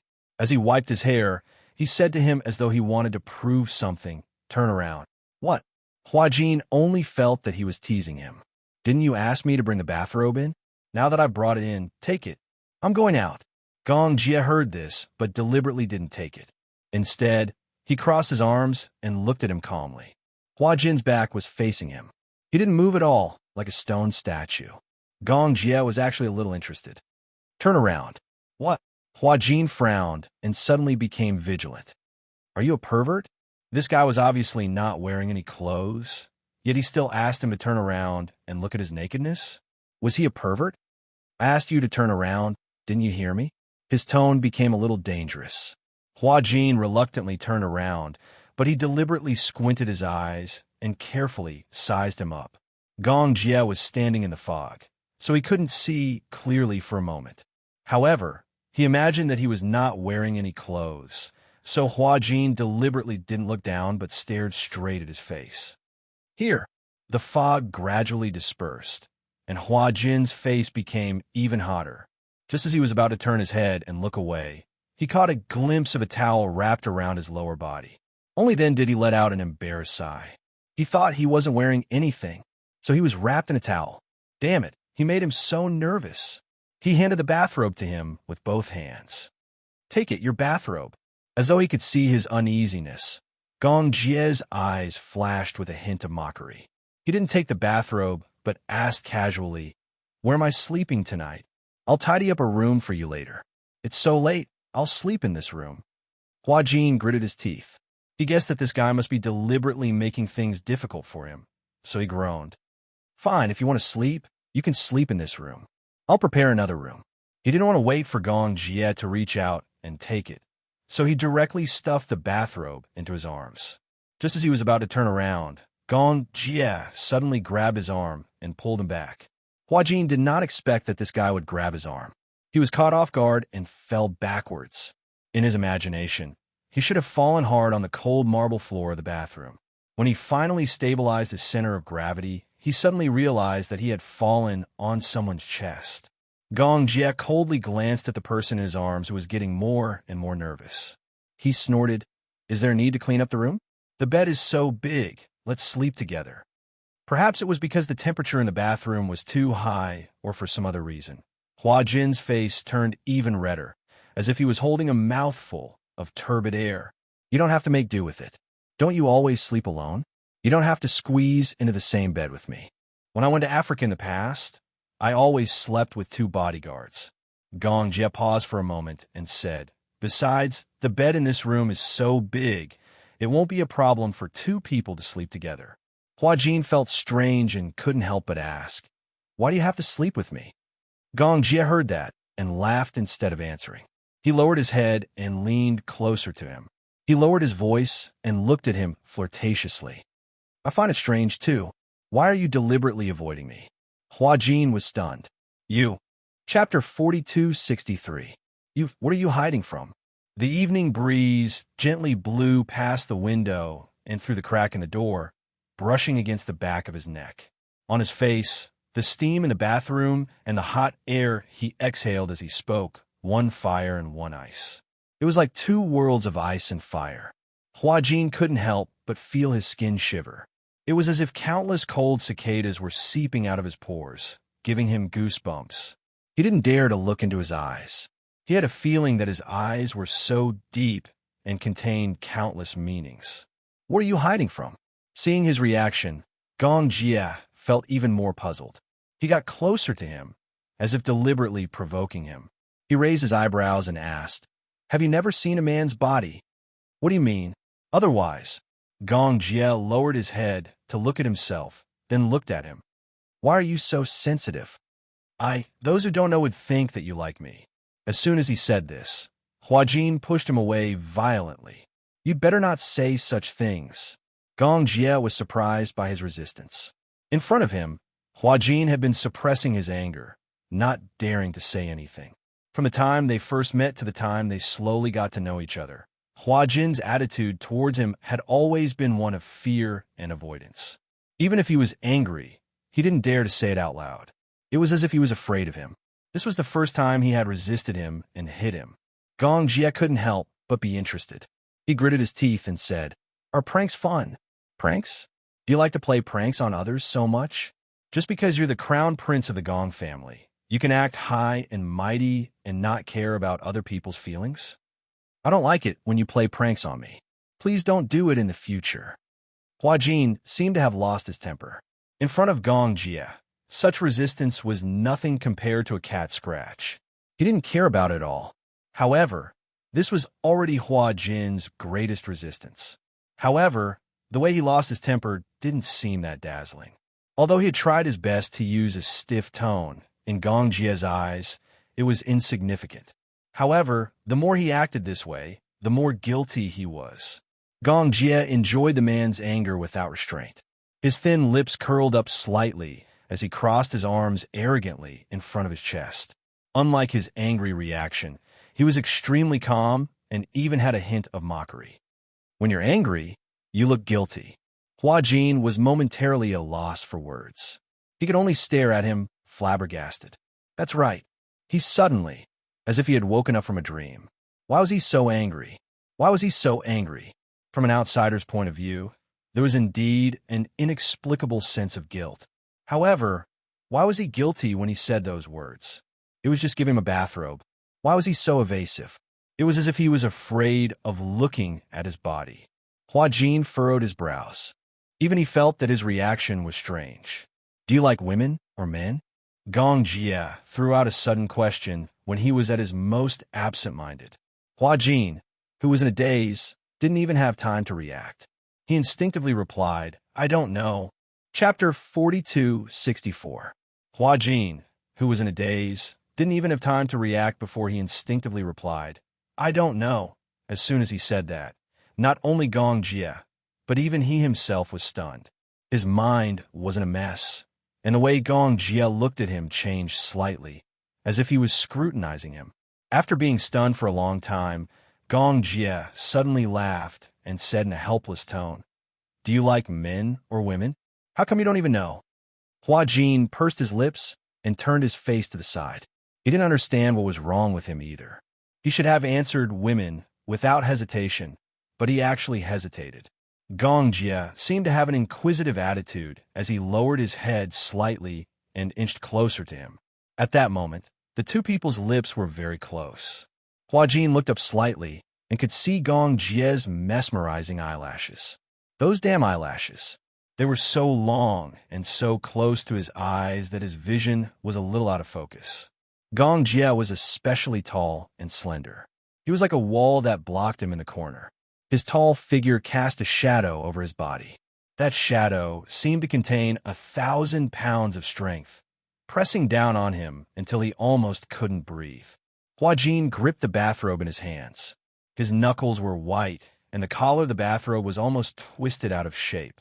Because of Gong Jia's immense aura, he felt like he couldn't breathe. Gong Jia looked at him from the side. Seeing how nervous he was, his eyes flashed, and he suddenly straightened his back. Why are you so nervous? As he said that, he curled his lips and took the bathrobe from Hua Jin's hands. He draped it over his body, tied a knot around his waist, and left the bathroom. Hua Jin, who was behind him, seemed to have lost all his strength. He straightened his body and barely managed to stand. Leaning against the wall, he walked out and saw that Gong Jia had already walked to the wine cabinet. He casually picked up a bottle of wine and poured himself a glass. Hua Jin immediately stood up awkwardly and tried to maintain his calm appearance. Gong Jia held the wine glass and gently swirled the red wine inside before taking a sip. He looked at him silently. Not knowing why, Hua Jin thought of a leopard ready to hunt from his gaze and couldn't help but shudder. Finally, he couldn't take it anymore. His gaze was so piercing that it made his hair stand. Hence, he hurriedly said, You'll sleep here tonight. As he said that, he turned around and left the room in a sorry state. Gong Jia stared meaningfully at his departing back as he put down his goblet, his eyes regaining their usual frostiness. He went into the guest room. Hua Jin made the bed in one go. By this time, the nanny and servants were already asleep, and he did not want to wake them up. Hence, he made the bed himself. It was only after he made the bed and went to bed that he realized that the silk blanket was a little thin. However, he could not be bothered to rummage through it, so he curled his body up to ward off the cold. However, even though he was tired, he didn't feel sleepy lying on the bed. Hua Jin tossed and turned on the bed, but he couldn't fall asleep. The night became unusually unbearable. For Yun Shir, it was also an unbearable night. Chapter 42-65. She had already asked the doctor several times to confirm that there were no major problems. It was just a symbolic observation period, so she had to be more careful. Yin Shir did not dare to sleep either. She was afraid that if she slept too deeply, there would be no one to take care of Gong Fan when he woke up. Actually, she knew that she did not sleep deeply, but she could not fall asleep either. Her mind was filled with Gong Fan's disappointed and lonely gaze. He was so lonely that he was like a person trapped on an isolated island. Previously, she was still puzzled as to why he had suddenly become so cold. Now, she realized in annoyance that it was probably as Mu Yaja had said. Perhaps he had accidentally heard her conversation with Mu Yaja last night. Yin Shir was filled with regret. Even though she had already thought about what she had said back then, she started to regret it again as she looked at the sleeping face. Gong Fan was also her child. Why did she give up just like that? But on second thought, she did not want to use Yu as a stake after all. If she was the one blocking the way, she would be willing to take a gamble regardless of cost. However, if it was Yu, she was worried that she would not be able to afford to lose. She did not dare to take the risk. The ward was very big. Even though it was almost spring and it was difficult to find a ward for the changing season, Muyaja still tried his best to negotiate and finally settled on a luxurious ward. There were 2 rooms and 1 living room. Muyaja and Xiao Yichen slept in the other room. Initially, Muyaja said that he would stay behind to accompany them. When they were tired, they could just rest on the sofa for a while. He let Yin Shishir and Xiao Yichen sleep in the other room. However, Yin Shishir could not fall asleep. Even if she was sleepy, she had a lot on her mind and refused to sleep. Muyaja knew what was on her mind. He also knew that she wanted to make use of every inch of time to accompany Gong Fan, so he did not say anything. He reminded her to wake him up if she was tired. He would take care of her and let her sleep. Yin Shishir agreed verbally, but how could she really bear to sleep by herself? She couldn't sleep well. Yu used to be a thorn in her heart. Ever since he was born, his physique had been poor and his body was weak. She had been trying her best to nourish his body. It had not been easy for his body to recover, but now his illness had increased. Another worry for Gong Fan. Beside Gong Fan's bed, there was an accompanying bed. When it was folded, it was a chair. When it was unfolded, it was a single bed. She lay on the single bed, but from time to time, she would sit up and look at Gong Fan's face. She looked again, and as she looked, she unconsciously began to cry. She felt that she really didn't deserve to be a good mother. Back then, Xiao Yichen had once told Yu that he envied Yu for having mommy by his side since he was young. However, Yin Shishir was upset that she had kept Yu by her side out of selfishness. If he had been able to control his condition when he was young, he might not have ended up like this. Perhaps, if Yu had stayed by Muyaja's side at that time, he wouldn't have developed a dual personality because of those dark and bullied memories of his childhood. However, how could there be medicine for regret in this world?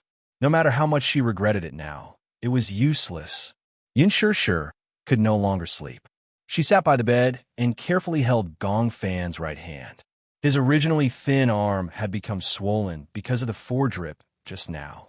A gentle pinch would create a dent that would not recover for a long time.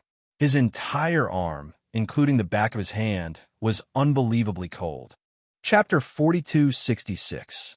His hand was really cold. It was probably because he had just finished the 2 bottles of foredrip, so the temperature was frighteningly low. She placed the back of his hand on her cheek pitifully, trying to warm his hand with the warmth of her skin. Gong Fan's fingers curled up slightly in his faint state. She thought that he had woken up and immediately went over anxiously. However, he still didn't move. His eyes were tightly shut, and there were no signs of him waking up. Yin Shishir's eyes fell in disappointment. How could she forget that the doctor said that the foredrip had a calming component? Hence, he wouldn't wake up for a while. He would probably be unconscious until tomorrow afternoon and could only rely on the foredrip to maintain his consciousness. Yin Shishir leaned over and kissed his forehead gently. She choked and said, "Gong Fan, do you know? If there's really a conditional exchange in this world, I'm willing to use my life in exchange for you and Yu's safety. You're very important to me. I really don't want to let go of your hand." She pursed her lips and raised her head, forcing her tears back. She couldn't cry anymore. If it was early in the morning, Muyaja and Xiao Yichen would be worried if they saw her red eyes. Yin Shishir leaned against the back of his hand and quietly stared at his sleeping face. The next day, Huajin was woken up by the cold. The morning breeze was the coldest. Even though the windows were tightly shut, the slightly chilly morning breeze made the entire room seem like it was covered in a layer of frost. Even though it was already the spring equinox, the weather was still as cold and hot as before. It might still be autumn in the morning, but it would be midsummer in the afternoon. At night, it might be midwinter. Hence, in such weather, Huajin always wore a thick coat when he went out. When the weather was hot, he would take off his coat. When it was cold, he would put it on again. However, he was obviously careless. The thin blanket and the cold morning forced him to wake up. When he woke up, his limbs seemed to have stiffened, and he couldn't help but tremble. He sat up in bed and sneezed several times. He sniffed and realized that he had caught a cold. He rubbed his forehead with a headache. She could still get used to the temperature at night, but she didn't expect to get frostbite in the morning. Her clothes were in the master bedroom. She did not know if Gong Jia had woken up yet. According to Yun Sure, ever since he was young, Gong Jia always had a bad morning temper. She wondered if he would be shocked out of the door by the Demon King's morning temper if he risked his life to sneak into the bedroom to get some clothes to wear. Just the thought of it was terrifying. Last night, he had fallen asleep in a daze while his thoughts were running wild. When he woke up, he was in a daze for a short while. Then, he thought of Gong Jia's strange words and actions last night, which made him very annoyed. Hua Jin lazily laid down on the bed and rolled up the blanket. Just like that, he pitifully restrained himself under the blanket. He rubbed his left foot against the back of his foot, tried to use the most primitive method of rubbing to generate heat. Damn it, the blanket was made of silk. She couldn't warm up the blanket and sheets for an entire night. Her toes were almost numb from the cold. Hua Jin's face was full of resentment. He was ashamed that he had felt warm when Gong Jie rushed back to the country because of Natalia's words. Now, he was the one who was suffering. Why did he have to invite